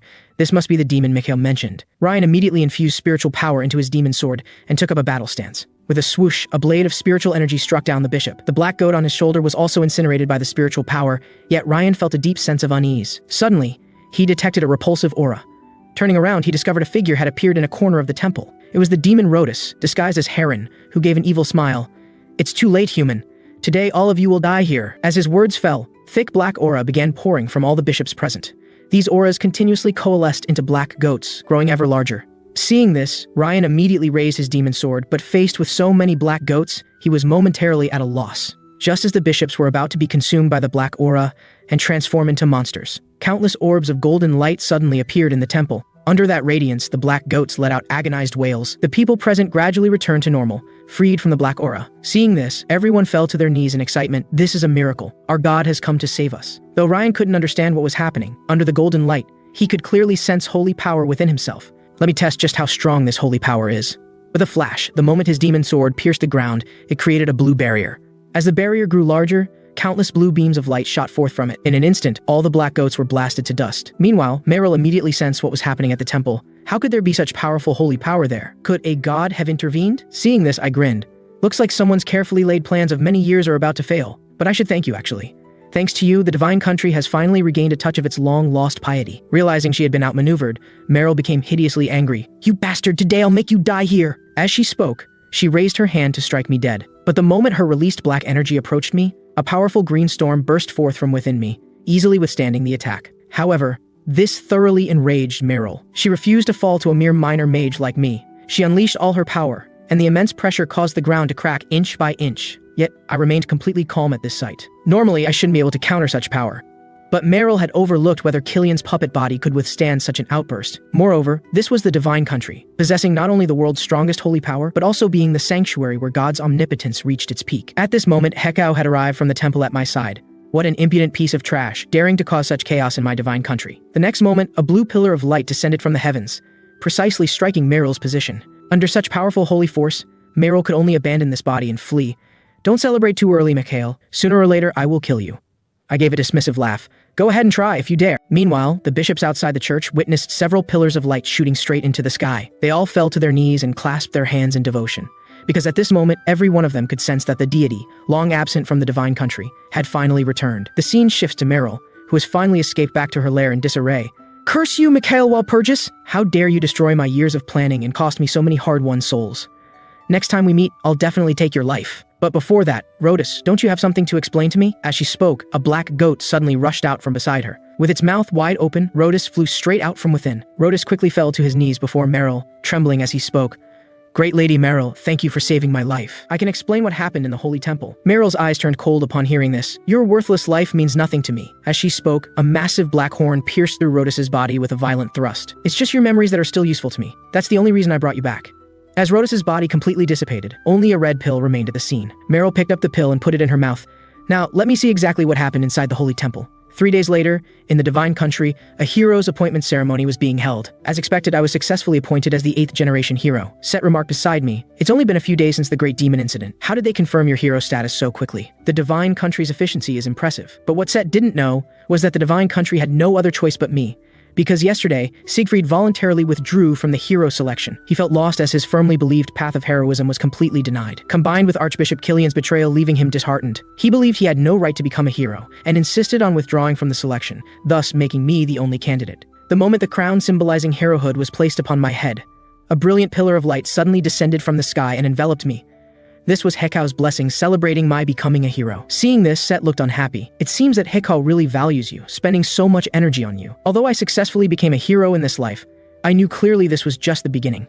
Only from this moment did I truly gain the qualification to contend with the demon god, and to close the gap between myself and the demon god more quickly. The day after becoming a hero, I set out on a new journey with Ryan. Our destination was Count Draculian's territory. Upon learning our destination, Ryan felt like the sky was falling. He desperately questioned why Hekau would choose me as hero. Who becomes a hero just to seek death? Looking at his various dramatic outbursts, I seriously suspected he had maxed out his comedy stats. Nothing like the serious, handsome guy he was in his previous life. Of course, I could understand his reaction after all. Count Draculian's territory was a terrifying place known as the Land of No Sleep, although it was a prosperous place 100 years ago. But Count Draculian, in his pursuit of an immortal body, after he devoured nearly half of his territory's residents, the divine country sealed everything within the territory for his unforgivable crime. Ryan was still puzzled about why I insisted on going to such a terrifying place. I told him there were 2 reasons for going there. First, there's a dungeon seal. Second, Count Draculian's seal is about to be broken. The butler, who had been silent until now, cried out in shock. That monster is going to be unsealed, but theoretically, the sealed coffin should be impossible to open from the inside. I didn't explain much to them. After all, I couldn't tell them I was reborn, so I could only use the excuse that this was Hekau's revelation. After learning this was Hekau's will, Ryan seriously asked if I had a way to eliminate him, since Count Draculian's title of immortal monster wasn't for nothing. I gestured to Ryan to relax, indicating I already had a strategy. However, before that, you need some good training. Seeing my evil smile, Ryan trembled all over, knowing I was plotting something against him again. Sure enough, the next second I cast a sleep spell on Ryan. The butler immediately recognized that I was casting illusion magic, implanting multiple virtual selves in Ryan's dreamscape. Then I asked the butler if he wanted to become stronger. I've specially designed a training system for you too. The butler happily agreed, but regretted it the very next second, because my training method for him was to let a horse ride him, meaning he had to carry a horse with his magical power for 2 days and nights. After completing all this, I asked Set about information regarding the next dungeon. However, Set said my behavior counted as cheating, and as a divine messenger, she must ensure fairness. But after my repeated requests, she still revealed some clues. She told me that Draculian's reason for falling was his fear of aging and death, which was exactly the punishment this dungeon's guardian inflicted on those who failed. Set also told me that the dungeon she guarded was actually the simplest among all the SR tombs, as other dungeons contained many beings that defied common sense. 2 days later, we arrived at Count Draculian's territory. The butler asked shakily if the training time was up and if he could let the horse on his back return to its normal duties. After getting my permission, the butler collapsed onto the ground. This really wore me out. Then he planned to lie down on the grass for a nice nap. Seeing this, I sighed lightly. You can still sleep in this situation? Shouldn't you check your magical power first? Through inspection, the butler discovered that his magical power, stagnant for many years, had actually grown. This greatly shocked him. Young master, what kind of training method did you teach me? This was an autonomous circulation training method I custom designed for the butler, which could perfectly remedy the after effects of his extreme training method from his previous life. This time, I'll definitely help you break through the 8th Circle Mage's limitations. Soon we arrived at the territory's central city, though the desolate scene confirmed just how serious Draculian's problems had been. The barrier wall before us was a magical boundary set up to isolate contamination from both inside and out. Back then, the Divine Country sent their strongest holy knights to seal Draculian, sparing no expense on the materials needed for the seal. That's why they had always firmly believed the seal could never be broken. Unfortunately, this wall won't last much longer. At this moment, Set beside me suddenly started coughing violently, because she smelled a nauseating odor here. Including the contaminated areas, this place is just like a livestock pen. I chuckled at this. A livestock pen, huh? That comparison is quite fitting. Ryan asked from behind me if we were going to charge straight in. I raised my hand and pointed. No rush. Let's start our cleanup from there. What I was pointing to was a village located around the city. Upon reaching the village, we found quite a few people still living here. Ryan wondered why these people still lived here. Aren't they afraid of the sealed monsters or contamination? I explained that these people were likely survivors of that tragedy. After all, Draculian was sealed by the Divine Country after devouring half the population. The reason they still live here is probably because of the benefits. The surrounding monsters dare not approach due to their fear of the calamity Draculian left behind. Also, no lord wants to claim this place, so the residents don't need to pay taxes to the Empire. My eyes grew cold as I said this. However, this tranquility will soon be broken, because Draculian was no incompetent fool. He had been planning for what would come after from the very moment he was sealed. The butler quietly asked me, did the deity mention how Draculian broke the seal? I'm really curious how a seal that's impossible to break from the inside could be undone. I indicated that he had a demon helper, though we don't know how powerful that one is yet. Then we met the village chief, who told us this place was called Piaku, currently the most prosperous area in the entire territory. The chief asked if we wanted to stay here, saying he could arrange excellent accommodations for us. I looked up at him, then enthusiastically grasped his hand in thanks. Chief, you're such a kind person. Finding lodging is exactly what we need right now. Ryan and the butler shuddered when they saw my professional fake smile, thinking, this chief is in for big trouble. Along the way, the chief first exchanged some pleasantries with me, then suddenly changed the subject to ask why we came here, since this place had no tourist attractions. Seeing him ask so directly, I candidly stated that the purpose of our visit was to find Draculian. Hearing this, the chief immediately stopped and stared at us with a vicious look. So you're people from the Divine Country? I smiled with narrowed eyes. How could that be possible? I told him we came looking for Draculian out of personal interest, because we're very interested in history. In that case, I hope you enjoy your stay. The scene shifts to us arriving at the village inn. I asked the butler what he thought of the chief. The butler stated that the man must be a demon's pawn. The technique he used to deceive us is a skill commonly used by demons, and he sees us as livestock. Our voluntarily asking to be confined saves him a lot of trouble. These few sentences made Ryan's brain explode. He couldn't understand how he suddenly became someone else's livestock. I told Ryan the butler's assessment was correct. The demons have already marked us as sacrifices. Then I raised both hands and made the shape of the number 6. Haven't you noticed that there are 6 other villages surrounding this one? 6 is the number demons are known to use to symbolize sacrifices. Ryan still expressed confusion. According to what you just said, there should be 7 villages in total, which has nothing to do with the number 6 you mentioned. That's because this village serves as the massive center, with the other 6 villages surrounding it. In magical terms, this forms a grand magic array, and we are the sacrifices meant to activate this magic array. Ryan angrily slammed his fist on the table. Damn it, are all the people here scum? How dare they do something so vicious? I gestured for Ryan to calm down. These villagers are just pawns being used. Our targets are Draculian and the demons hiding in the shadows. Ryan asked what we should do next. Are we just going to sit here and wait to be sacrificed? I told him not to worry, that I already had a plan. Now we need to meet a key person first. Then I led the 2 of them from the inn into the depths of the forest. Before long, we arrived at a massive wall. A knight in armor sat at the base of the wall, appearing to be its guardian. Suddenly, the previously motionless knight's expression turned fierce, his eyes gleaming with an eerie red light. The butler immediately recognized the other's demonic nature. "Young master, shall I dispose of him?" But before he could finish speaking, a cold glint flashed before his eyes. The knight had already initiated an attack against me and the butler with his spear. Seeing this, the butler lightly snapped his fingers. A shield formed of magical power appeared before him, completely blocking the knight's attack. My, this is our first meeting. Starting with violence is quite impolite. After speaking, the butler pointed his finger downward. Instantly, a terrifying pressure appeared above the knight's head, pinning him down completely. The knight's eyes widened in disbelief at his defeat. As his sense of unwillingness grew stronger, a dark aura began to spread from his body. Seeing his consciousness about to be overtaken by malice, I immediately shouted, "Stop!" This sudden shout made him tremble, and his consciousness gradually returned to normal. Then I signaled the butler to stop as well. He's fundamentally different from other demons. The knight slowly stood up and asked who we were and why we had come to this wall. Hearing this, I took out the medal symbolizing herohood from my chest. "I am Mikhail Walpurgis, and as you can see, I am this generation's divinely acknowledged hero." Upon hearing this, the knight sat down heavily. He laughed self-mockingly. "A hero, huh? Never thought the deity would be so late to act. Where was the deity when everything happened? What use is sending you now?" I told him the deity never intended to stand idly by. When the Draculian devouring incident occurred, the deity wanted to intervene, but certain unspeakable circumstances prevented the divine revelation from descending. Then I asked why he continued guarding this barrier wall without leaving. He said he was a cursed person who couldn't live with others. As he finished speaking, he tightly gripped his spear and thrust it through his own body with a squelching sound. Seeing this, Ryan's jaw dropped. He seriously suspected the person before them had masochistic tendencies. Why else would he hurt himself for no reason? But the next second his pupils contracted, unable to believe what he was seeing. The knight's horrific wound had healed completely in the blink of an eye. This guy possesses immortality, an ability only demons have. Realizing this, Ryan moved to strike him down without hesitation. But I told Ryan to sheath his sword, saying he wasn't our enemy. Ryan loudly demanded to know why. This guy clearly has immortality. He must be Draculian's dog. The knight also asked why I didn't try to kill him. "Isn't that your duty as a hero?" I told him I wouldn't do that, because as a hero, I cannot treat someone who wishes to become human as a monster. "Isn't that right, Cephis Draculian?" Looking at this familiar face, I remembered the man from my previous life, who fought endlessly to become human again. He was once known to the world as the Blood Spear, and after slaying countless demons with his spear, he earned the title of Immortal King. During the Draculian calamity, he had tried multiple times to stop his wayward father's atrocities. In the end, he was just another victim fighting against fate. When they heard me call out his name, Ryan and the butler were clearly stunned. "This guy is actually Draculian's son? Since you know my identity, what do you plan to do with me?" I indicated I wouldn't do anything to him, but I hope you can help me with something. Help me give your father, Draculian, eternal rest. Hearing this, Cephas was stunned for a moment, then gave a self-mocking laugh.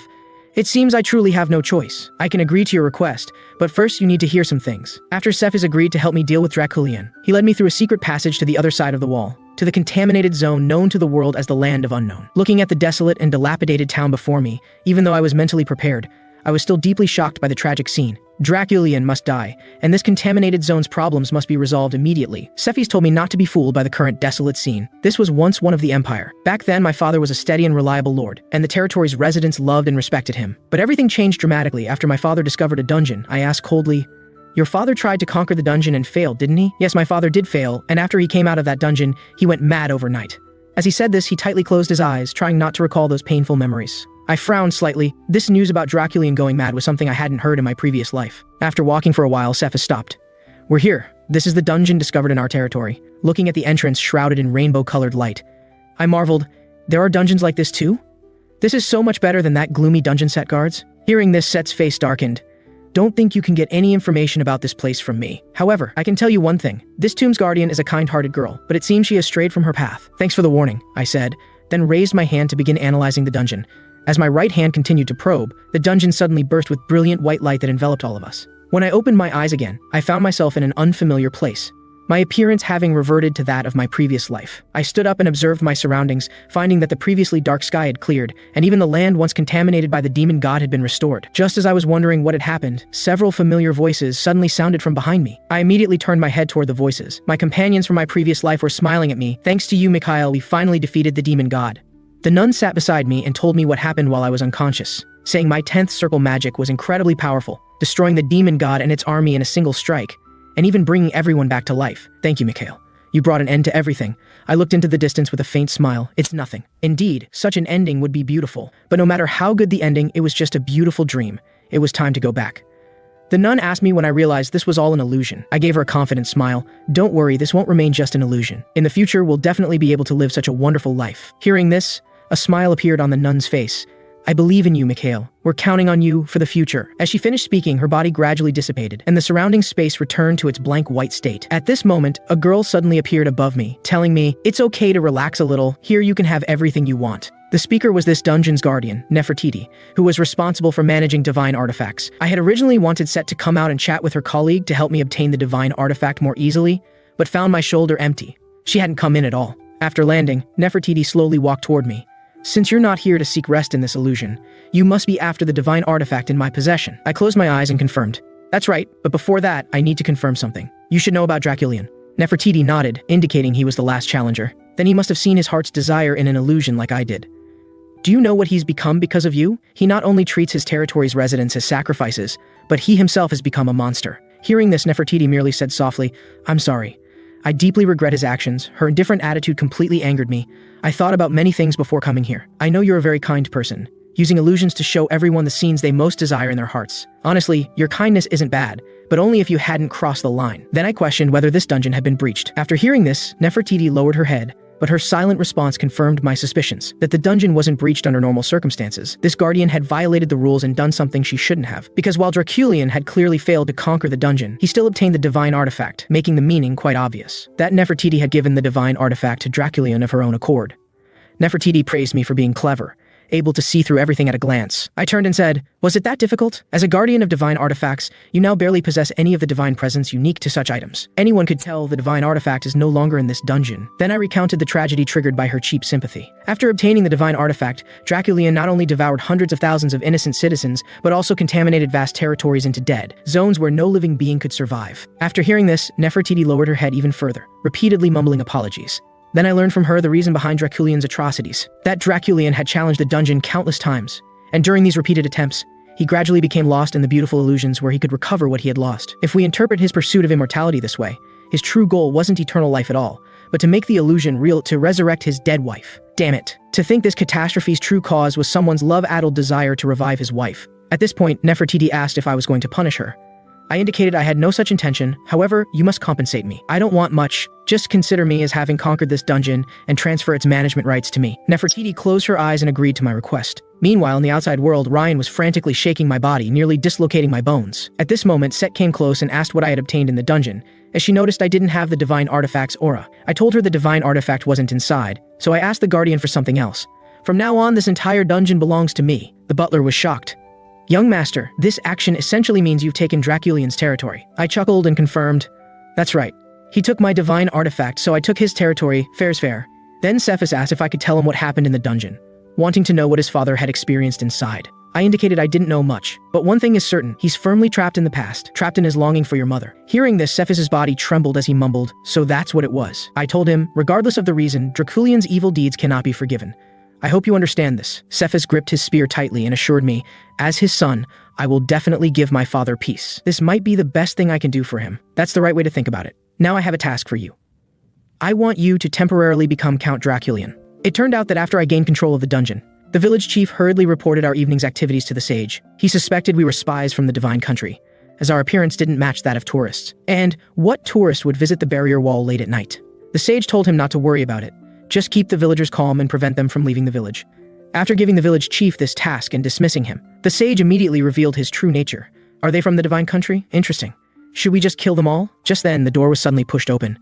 It was the village chief who had just left, returning with a shout, "Sage, something terrible has happened. Draculian seems to have been resurrected and appeared in the village." Meanwhile, in another part of the village, Cephas was impersonating his father Draculian as I had requested, emanating the terrifying pressure of immortality with each step. Seeing this, the villagers fled in panic, crying out as they ran, "Help! The demon Draculian has been resurrected. Where's the guard?" But the guards were scared too, their hands shaking so much they could barely hold their weapons. To create even more panic among the residents, Cephas stepped forward with his spear.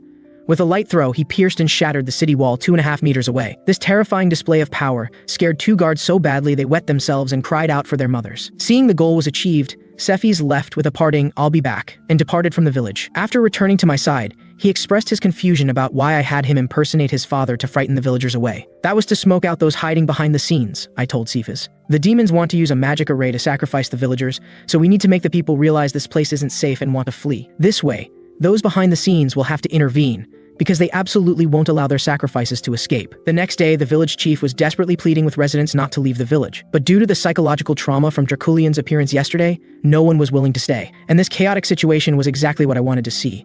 As long as the village chief couldn't stabilize the situation, those behind the scenes would surely appear. Sure enough, as I expected, before long, a smiling elderly man approached, someone everyone called Sage. I frowned and thought, this person's attire indeed matched that of someone from the divine country, but why couldn't I remember such a figure? Everyone, please be at ease. The one who raided the village last night wasn't Draculian.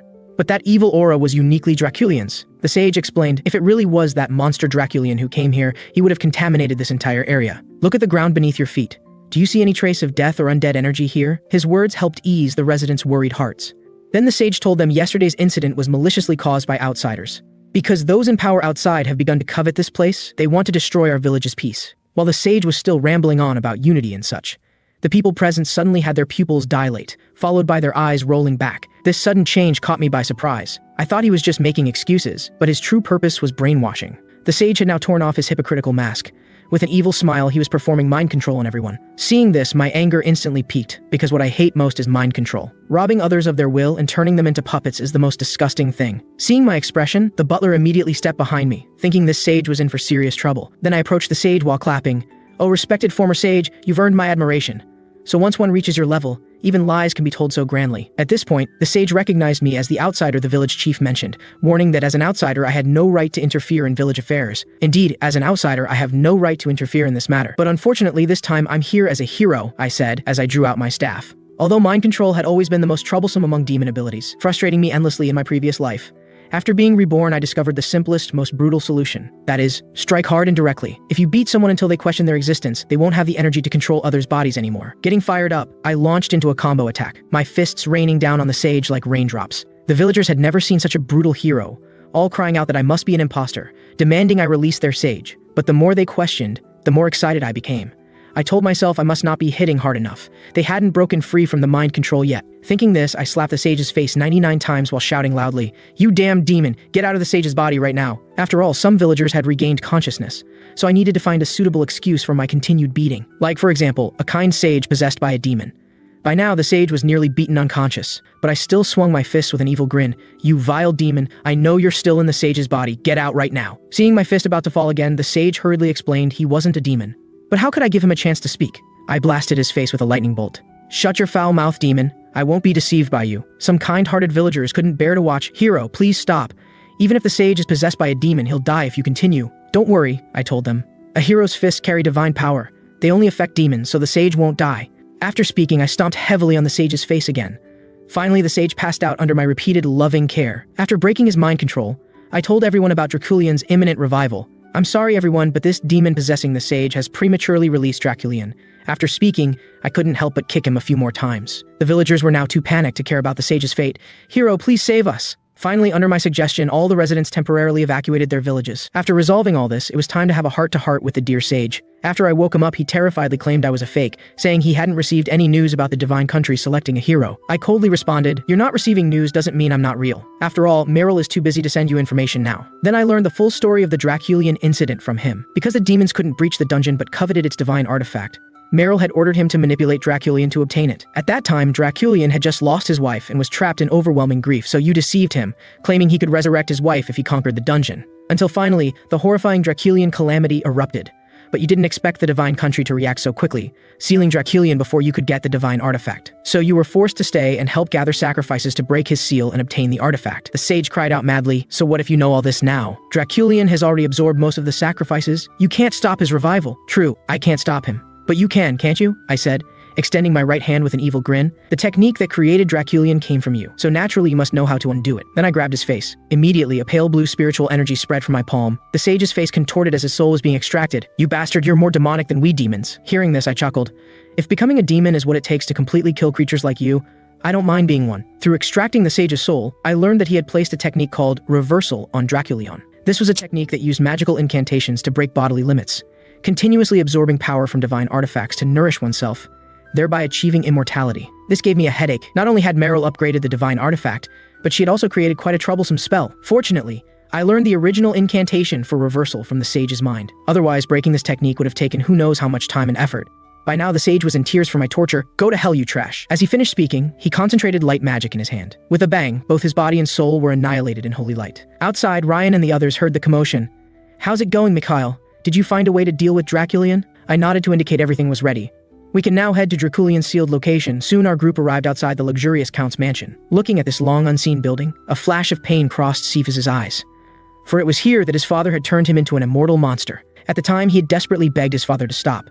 But all he got in response was his father asking, "Aren't you happy?" Though he could sense his father harbored no ill will and simply wanted him to achieve immortality, he couldn't accept becoming a monster as the price for power. What a twisted form of fatherly love. Before entering the mansion, I seriously asked Cephas, "Do you really have the courage to raise your blade against your father? If it's too difficult, you don't have to face him. We understand your situation." But Cephas's response was exceptionally firm. "Rather than enable my father's corruption, I'd rather be an unfilial son who puts righteousness first." With these words, he reached out with both hands and pushed open the mansion's doors. Upon entering the room, roses filled my vision. Surprisingly, this place was quite romantic without a hint of horror. The butler whispered in my ear, asking when Draculian could break the seal. I replied that he could come out right now if he wanted to. However, judging by the current situation, he probably didn't want to leave his coffin yet. But that wouldn't stop me. As I spoke, I pulled out my staff. "Cephas, you wouldn't mind if I tear down your house, would you?" After getting the homeowner's permission, I raised my staff and cast the 5th circle earth hole magic. In an instant, the entire area began to shake violently, as if hit by a magnitude 10 earthquake. Just then, an angry roar came from the coffin. "You dare destroy my mansion? You've already stepped into the afterlife." As soon as these words were spoken, a large hand stretched out from the smoke. Seeing this, I grinned. "Finally forced you out of your shell, you coward." After emerging, Draculian's face was grave. Instead of attacking immediately, he carefully observed our strength one by one. But soon he noticed a familiar figure among the crowd. "Is that you, Cephas? Come here, my son. These people want to destroy this mansion, destroy this place full of your mother's memories. They are enemies to both father and son." Cephas didn't respond to his words, but lowered his head and shouted, "That was a long time ago. After you willingly became a demon, mother's presence vanished from this place forever." Hearing this, Draculian hastily explained, "No, son, listen to me. That person told me how to resurrect your mother. Once we have the divine artifact, we can reunite as a family soon. If you're talking about that demon, I'm afraid I've already eliminated him with my own hands." Draculian's eyes widened instantly, as if he'd heard something impossible. I told Draculian, "You'd better accept purification while you can. Whatever your plans are, they can never become reality." At this moment, hatred surged in Draculian's eyes. "Don't you dare stop me from resurrecting my beloved. Die, you annoying insects." As Draculian was about to go berserk, Cephas gritted his teeth and charged forward. "Father, please don't blame me. On the day mother left, she asked me to take good care of you. But I couldn't stop you from becoming a demon. Now I can only send you to your next life." Just as his spear was about to pierce Draculian, a blood mist suddenly dispersed from the latter's body, easily blocking the attack. Despair filled Cephas's face. That strike had consumed all his strength, yet he still couldn't give his father a final send-off. He was now completely lost. I patted his shoulder, indicating he'd done well enough. "Leave the rest to me." Watching my back, Cephas's expression showed a trace of guilt. He knew he had hesitated when facing his father, despite knowing the other had long since become a demon, an unforgivable heretic. Hearing this, I smiled slightly. "You needn't feel guilty. After all, he is your only family in this world. The fact that you pointed your spear at him proves you were prepared to bear the name of an unfilial son for life. That is enough. As a hero, how could I let you bear such a burden for life? Let me handle the purification from here." After speaking, I immediately used circle expansion magic to increase my mana. At this moment, Draculian launched his attack, sweeping his hand to send dozens of skull heads flying toward me. Seeing this, I immediately activated multiple holy hammer spells. Dozens of blue light pillars descended from the sky, precisely striking down all the skull heads on the field. However, during this time, Draculian had already condensed the blood mist into a crimson spear. With lightning speed, he thrust the spear at me faster than the eye could follow. Ryan quickly moved in front of me to block the attack. The collision of sword and spear produced a piercing screech. Afterward, Ryan's arms trembled uncontrollably. This guy's strength is unbelievable. Even if he were to fight 3 swordmasters simultaneously, he probably wouldn't lose. The butler asked what we should do, saying we were no match for Draculian at this rate, as his immortal body provided him with endless power. I indicated that while there was a way to eliminate him, I needed more time to accomplish it. As we spoke, Draculian summoned more menacing skeletons to attack us. I raised my hand and cast multiple firewall spells. Instantly, a wall of roaring flames formed to protect us. Ryan and the butler prepared for battle. "Mikhail, focus on your preparation. No matter how long you need, we'll buy you that time." At this moment, the silent Cephas also stepped forward to help. He had now completely let go of his inner demons regarding his father. His only wish was for his father Draculian to rest in peace. When Draculian saw his son truly standing against him, he couldn't understand why his son had to oppose him when everything he'd done was to resurrect his mother. All these years, he had been following the sage's guidance.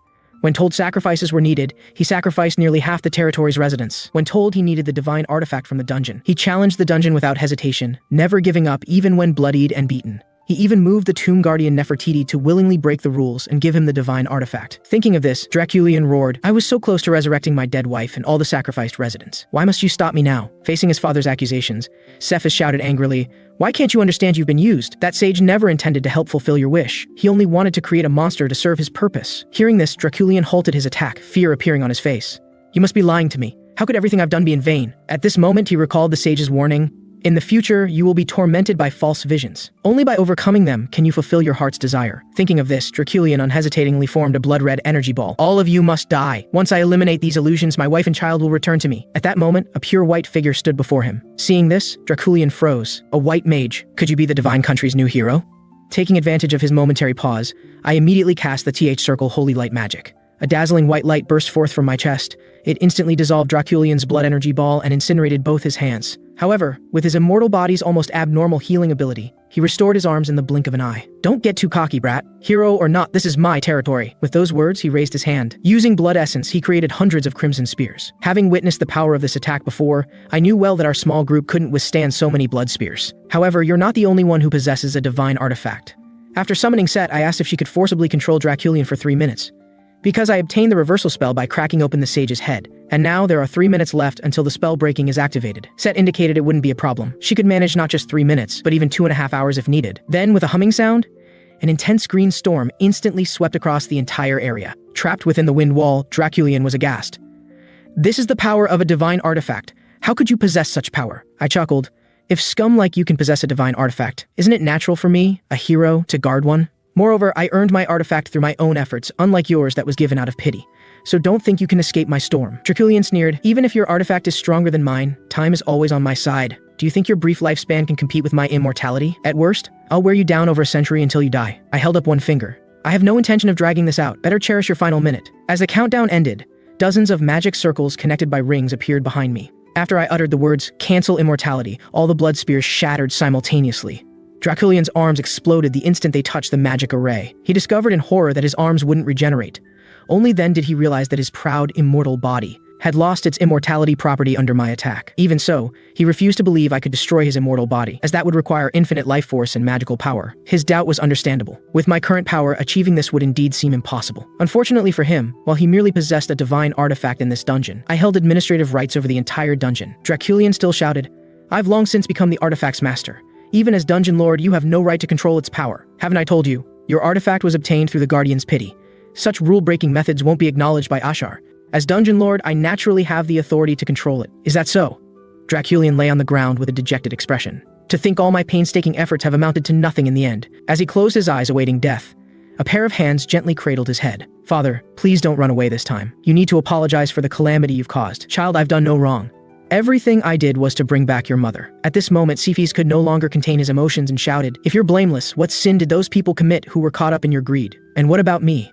Forced to bear the burden of everyone's sacrifices. Do you know how much I hate this immortality you bestowed upon me? Because of it, I was abandoned by the world for so long, and from now on, I'll probably live while resenting this blessing you gave me." Seeing his son's profound sorrow, Draculian finally felt regret for his past actions. Though he desperately wished for his son's forgiveness in his final moments, he dared not hope for it, knowing the immense harm his actions had caused Cephas. At this moment, Cephas' voice sounded again by his ear. Hearing this, Draculian slowly raised his head. "But father, regardless of your wrongs, you're still the person I love most. I'll live on well to atone for your sins. I hope you and mother can live happily together in the next world." When his gaze fell upon the happy family photo of the three of them on the wall, he finally let go of his obsession and the demons that had haunted him for years. "I'm sorry, child. I've caused you so much trouble. Please take good care of the territory's residents from now on." With these words, he thrust his hand into his own heart. Immediately, a stone emanating red light appeared in his palm. "Hero, this is the divine artifact you wanted. I no longer need it from now on." I spoke coldly. "Don't you have anything more to say to Cephas?" He reached out and stroked Cephas' cheek. "I don't think it's necessary. My son has grown up. I only have one thing to say, son. I've been so sorry all this time. After resolving the Draculian incident, I brought the divine artifact to the dungeon." Nefertiti immediately understood my purpose. "You wish to have the divine artifact imprinted on your body, don't you?" After receiving my affirmative response, she stated that I had passed the dungeon's trial and was indeed qualified to receive the imprint. With that, she raised her hand and began the imprinting process. The next moment, golden flower petals spread across my right cheek.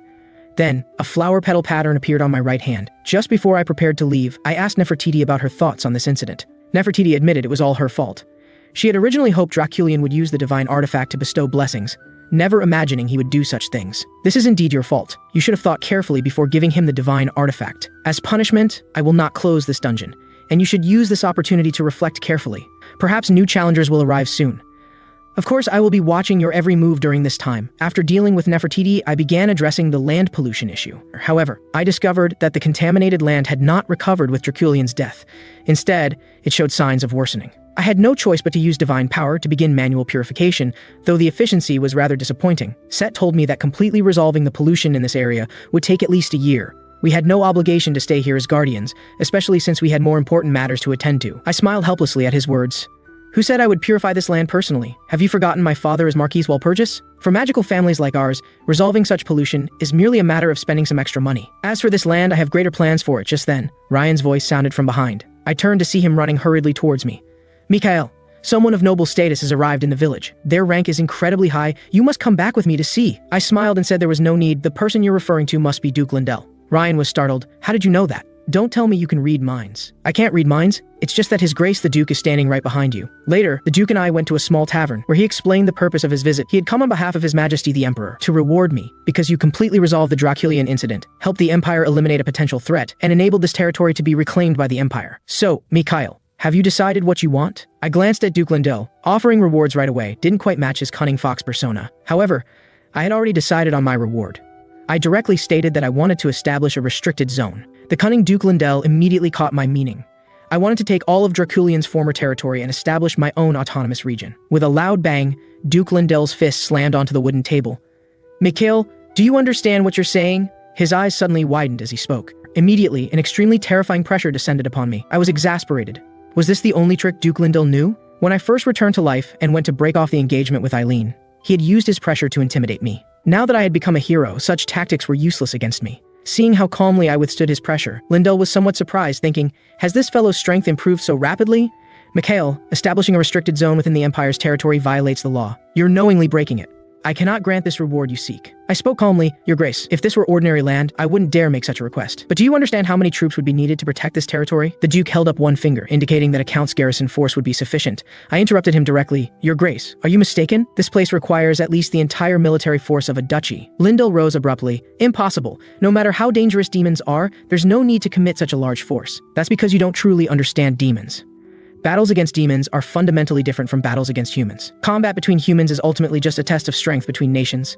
But fighting demons is a battle between species. Those creatures are not only formidable, but also harbingers of misfortune. To completely eliminate a demon, one needs the blessing of divine power. Duke Lindell pondered for a moment. I understand what you're saying, but I don't see the connection between establishing a restricted zone and demons. Seeing his hesitation, I revealed my plan. I intend to provide sanctuary here for non-human beings and victims twisted by black magic or demonic influence. They all possess tremendous fighting power, and with proper training, they could all become demon hunters. Seeing the Duke still silent, I suggested he consider it from another angle. Once the Empire has a restricted zone, it's equivalent to possessing the power to suppress demons. Moreover, the capital just experienced the major demon incident with the odious monarch. I believe His Majesty the Emperor will agree to my proposal. Since you've made your case, I'll report to His Majesty immediately. Let us await the Emperor's decree here. Afterward, I went to the cemetery to find Cephas, who was paying respects to his parents. I asked about his future plans and then told him I could help resolve his immortality issue. Although the curse of immortality is one of the most complex curses, with my theoretical knowledge as a Circle Grand Mage from my previous life, I can break it given enough time. But as soon as I spoke, Cephas refused, saying that after this incident, he deeply understood that demons must not exist in this world. If he lost his immortality, he would become an ordinary person and lose his ability to eliminate demons. I was pleased with his thinking. After all, in my previous life, he had been known as the King of Immortals, the strongest demon hunter. My only concern now was his desire for revenge. While hatred for demons wasn't necessarily bad in my view, being consumed by vengeance would be his greatest misfortune. Therefore, my greatest responsibility to Cephas would be ensuring he never crosses the line. I smiled and told Cephas that I would help him with his revenge, promising not to let a single demon escape. Then I proceeded to explain my restricted zone plan to Cephas. I revealed everything about transforming this territory into a domain for hunters, developing strategies against demon attacks, and my current negotiations with His Majesty the Emperor. I wonder if you'd be interested in becoming the leader of demon hunters in my territory. Cephas was stunned by my words. Though he wanted to accept, he believed that as a member of the Draculian family and the son of the man who caused this catastrophe, he had no right to hold such a leadership position. I gave him a confident smile. My judgment of people has always been excellent. In the last battle, you demonstrated the necessary courage and determination. So please, stand proud. No one is more suited for this position than you. Upon hearing these words, Cephas knelt before me. My hero, I am willing to accept your appointment. Thus, I successfully established my own power base. Now all that remained was to await word from His Majesty the Emperor. Upon receiving news of my desire to establish an autonomous territory, the Emperor immediately summoned my father, Marquis Walpurgis. To be frank, Marquess, I am displeased with your son's actions. Heroes and mages were meant to be separate entities, yet your son has managed to combine them. This already poses a threat to the Empire's rule, and now he dares to demand Draculian's land for his autonomous territory. Perhaps you should explain this to me. The Marquis was equally helpless, expressing that Mikhail's situation was beyond his control. Is he not your son? The Emperor inquired with curiosity. Your Majesty, pardon my frankness, but that fellow is a rebellious son. I couldn't control him at home, and now that he's out in the world, I have even less influence over him. Just like with the Draculian incident and his idea to establish a restricted zone, he didn't give me the slightest hint beforehand. Moreover, I believe we shouldn't dwell on who became a hero, but rather understand what selecting a new hero means. Has your Majesty heard about the recent major demon incident in the capital? You mean how the odious monarch built up their forces right under my nose? That was indeed quite vexing. The Marquis continued, heroes emerged specifically to combat demons. Therefore, attempting to predict a hero's actions is meaningless. The Emperor gave a cold laugh, understanding the Marquis's implication. Are you not simply saying that heroes should be uncontrollable? Then he stood and told the Marquis, I did not summon you here for idle discussion. I have already approved your son's request for an autonomous territory. But as his father, should you not show some gratitude?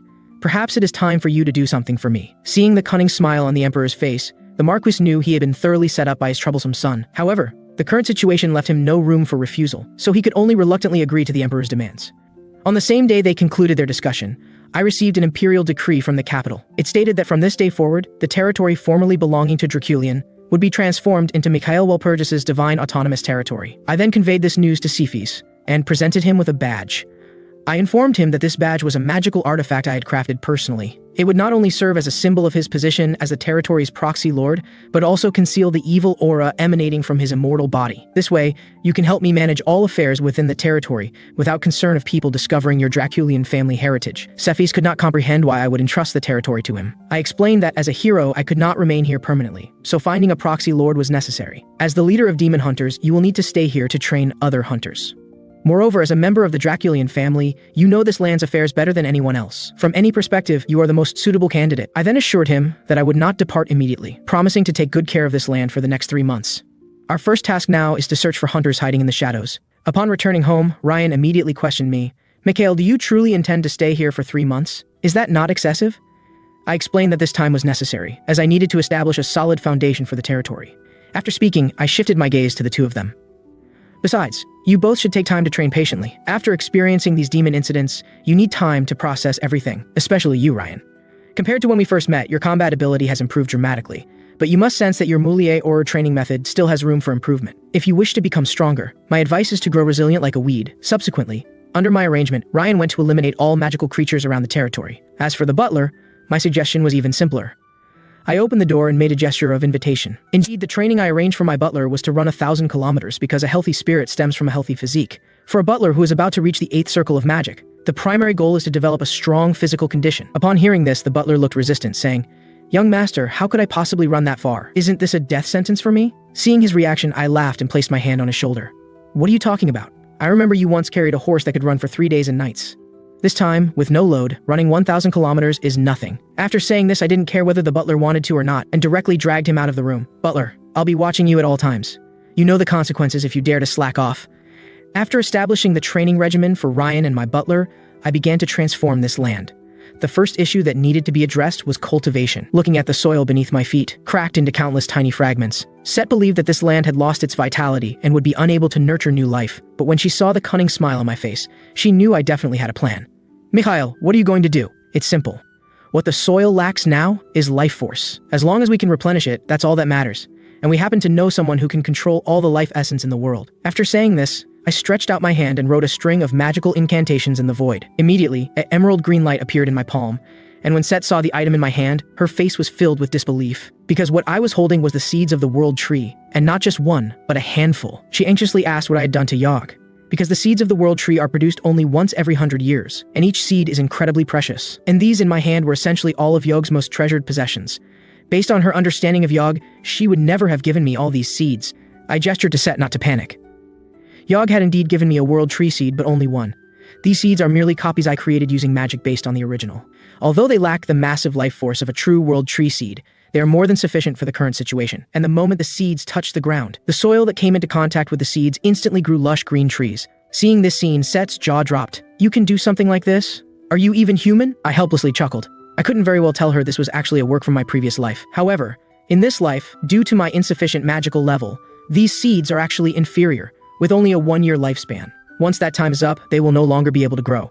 But regardless, these trees are sufficient to cover the entire territory, and they can suppress the demons within a year. At this point, Set asked who would manage the trees. I indicated that I would entrust Nefertiti with this task, as she has always felt indebted to me because of the divine artifact incident. Set nodded approvingly at my suggestion. With the kind-hearted Nefertiti taking care of them, these trees would surely grow well. Have you given them a name? She asked. Hearing this, I paused. I genuinely hadn't thought about a name. How about calling them the Trees of Dreams? Set looked disgusted. Your naming skills are truly terrible. Soon, several days passed, and at this moment, I was conversing with my father through a magic crystal. Having resolved the cultivation issue, the only remaining problem in the territory was the pollution left by Draculian. Father, my territory needs the support of the Walpurgis family. I've sent you everything we need. Please deliver it to me as soon as possible. You're quite bold, hero. Do you know that because of you, I was recently severely reprimanded by His Majesty the Emperor? As he spoke, my father pulled out the rod he used when he was a close combat mage.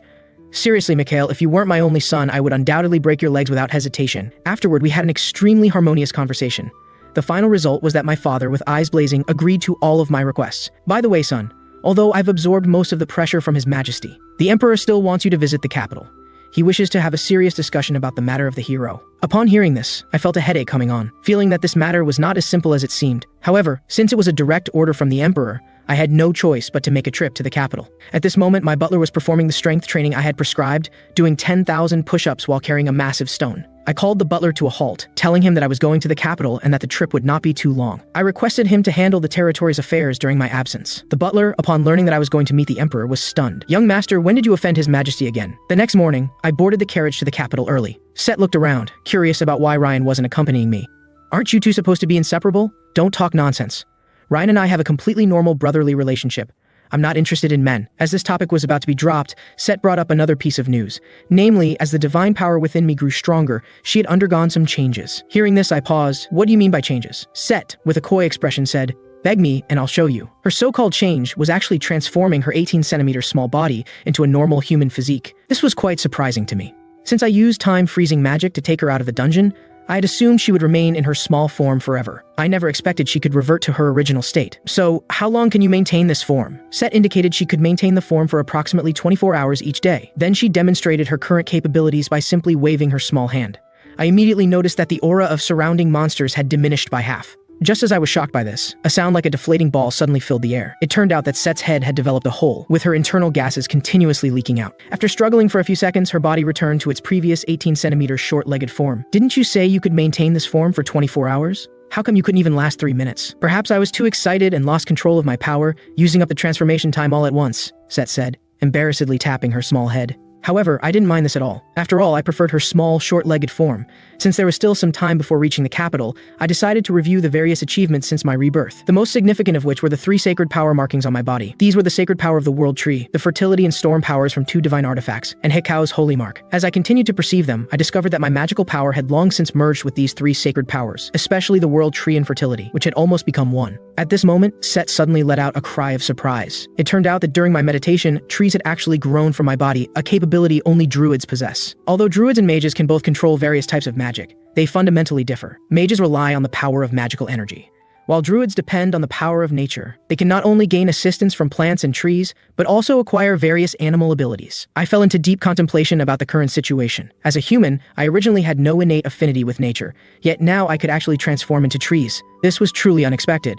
Set looked completely bewildered. She couldn't comprehend how a human like me could combine Yog's power and fertility, knowing that sacred power was not something humans could easily manipulate. The people from the divine country could only barely use sacred power because Hekao had adjusted it for them. Yet now, I could directly merge the purest 2 streams of sacred power, completely beyond Set's comprehension. However, I had a hypothesis about this. Hekao had once said I could become a demigod, and this might be related to that. Just as I was thinking this, a figure caught our attention. Looking closely, I noticed a small elf had appeared in the carriage at some point, looking adorably dazed. "Little one, who are you? What's your name?" The little elf pointed at himself. "Are you asking me? I don't even know who I am, but I know you're my father, and I want to be close to you." After saying this, he turned around and started wiggling his little bottom. Set was stunned. What is this little guy doing? Is he a mole? After wiggling, the little elf approached me, and in his hand appeared a golden yellow leaf. Unexpectedly, it was the sacred grass of taxis. This was a magical herb that could make all alchemists fight to the point of bloodshed. Every alchemist has one wish, to create a panacea, and the sacred grass of taxis is precisely what's needed to make such a medicine. So, you were wiggling your bottom to create this? The little elf had already handed the sacred grass to me. The little elf said happily, "Papa, this is our first meeting. This is a gift for you. I'm not your father, and I'm not an alchemist. I'm not interested in your gift." Hearing this, the little elf was thunderstruck. "Wah, Papa doesn't want me?" Seeing the little elf being bullied, Set pulled my hair and told me not to joke around. "This child was definitely born during your awakening, so you must take responsibility." Looking at the elf's dejected appearance, I was truly helpless. Although I didn't want to suddenly become a father, Set was right. This little guy was born because of me, so I must take responsibility. Alright, I'll accept your gift. Upon hearing this, the little elf's gloom instantly disappeared, his smile radiant. "By the way, what's your name?" The little elf said he had no name and hoped I would give him one. And so I arrived at the naming stage I was least skilled at. Recalling how he had created the taxi's sacred grass, he looked just like a mole. So I decided to name him Molly. Upon hearing this, Set was stunned. She whispered in my ear, criticizing, "Are you being this perfunctory? He's your first child. At least put some sincerity into naming him." To her surprise, the little elf was extremely happy, continuously calling out Molly joyfully. I took the opportunity to mock Set, who said my naming skills were bad. Look how much he likes it. As we encountered no incidents along the way, we quickly arrived at the capital. Set immediately asked if I was going to meet the Emperor right away. I casually replied with a no, because I didn't want to be at a disadvantage during negotiations with His Majesty. I first visited Archbishop Arley, who was extremely enthusiastic, continuously praising me while holding my hand. "But speaking of which, hero, why have you suddenly come to our temple? Did headquarters issue some kind of mission?" I told him I was here to meet His Majesty, but I needed his help. Upon hearing this, Archbishop Arley's expression changed. "Hero, as you know, the relationship between the Empire and the Divine Country has not been very harmonious in recent years. They're merely maintaining a superficial civility, so I'm afraid I cannot provide you with assistance." Hearing this, I formed a mischievous smile. "Don't reject me so quickly, Archbishop. As I understand it, you've been deeply rooted in the capital for many years and have quite a bit of dirt on His Majesty." As soon as these words were spoken, Archbishop Arley was stunned. "How do you know this?" I laughed and said, "I'm the hero. I know all the information about you archbishops like the back of my hand, and don't even think about refusing me. You should know I'm someone who prefers seeing others in an awkward position to suffering a loss myself." Meanwhile, on another side of the capital, a man was staring blankly out the window. His guard reported, "Young Walpurgis has arrived in the capital and is currently conversing with Archbishop Arley." The man cursed softly under his breath. Damn it. Why did that foolish boy become the hero? The speaker was Viscount Glibes, who had been residing in the capital for years. His hatred stemmed from my father, the Walpurgis Viscount. It was said they had been fierce romantic rivals. Ultimately, my mother chose my father. Since then, Viscount Glibes had harbored hatred towards the entire Walpurgis family. "My lord, young Walpurgis has appeared in the capital. What would you like your subordinate to do?" Glibes signaled him not to act rashly. Although the corrupt Divine Country has lost all credibility, the fact that His Majesty personally summoned him suggests the Emperor is leaning towards the Walpurgis family. He absolutely would not allow the power balance among the four great families to be disrupted, and immediately began considering how to deal with me. On the other side, I was lamenting why life must be so full of twists and turns. For instance, my father was now lifting me by my head, and his murderous gaze made it clear he truly wanted to love me thoroughly. It turned out that just minutes ago, I had obtained the information I wanted from Archbishop Arley, but just after walking out of the temple, a familiar voice rang out behind me. "Son, where are you going?" An ominous feeling immediately arose in my heart. Turning around, I saw it was indeed my father, the Walpurgis Viscount. His gaze was frighteningly fierce, and he was holding the large wooden staff he used when he was a close combat mage. "Father, I've missed you so much. But could you put down the staff first so we can talk properly?" The Viscount twirled the staff, saying this was his way of conversing. Why must I put it down?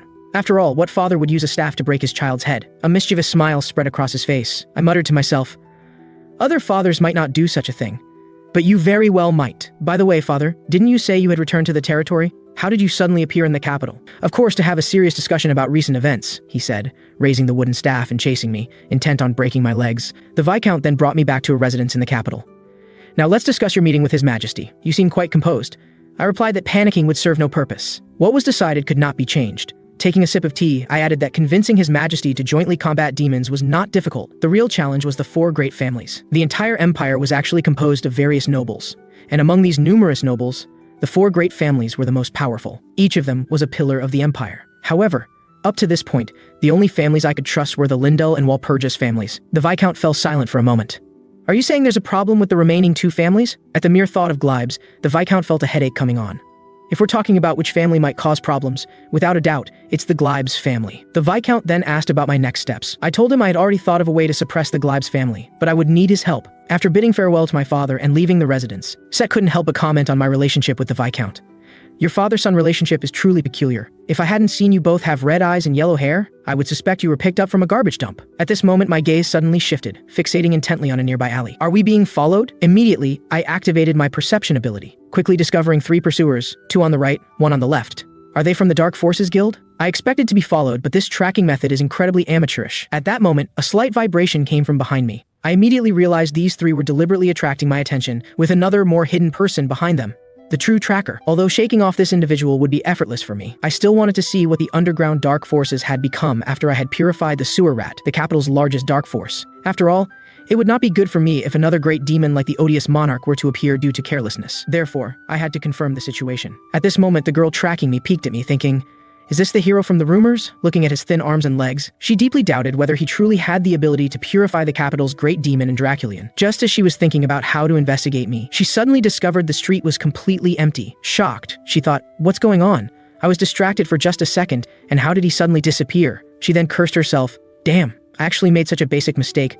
Then her gaze frantically scanned the crowd. She knew she had to find him as quickly as possible. Where are you looking? I appeared behind the girl with a cheerful smile. The next second, my gaze turned ice cold. If you don't want to die right now, tell me which organization you're from. Upon hearing this, the girl instantly transformed into a black shadow, creating distance between us with a single movement. She then disappeared into the crowd at incredible speed. She couldn't understand how I had discovered her. After all, her concealment ability was undetectable even by master-level experts, yet I had seen through it at a glance. Now, she was absolutely certain of one thing. I truly possessed the talents of a hero, and she must report this to the guild. To try and shake me off, she deliberately took a roundabout route, zigzagging 7 or 8 times. By the time she reached the guild's entrance, she was completely out of breath.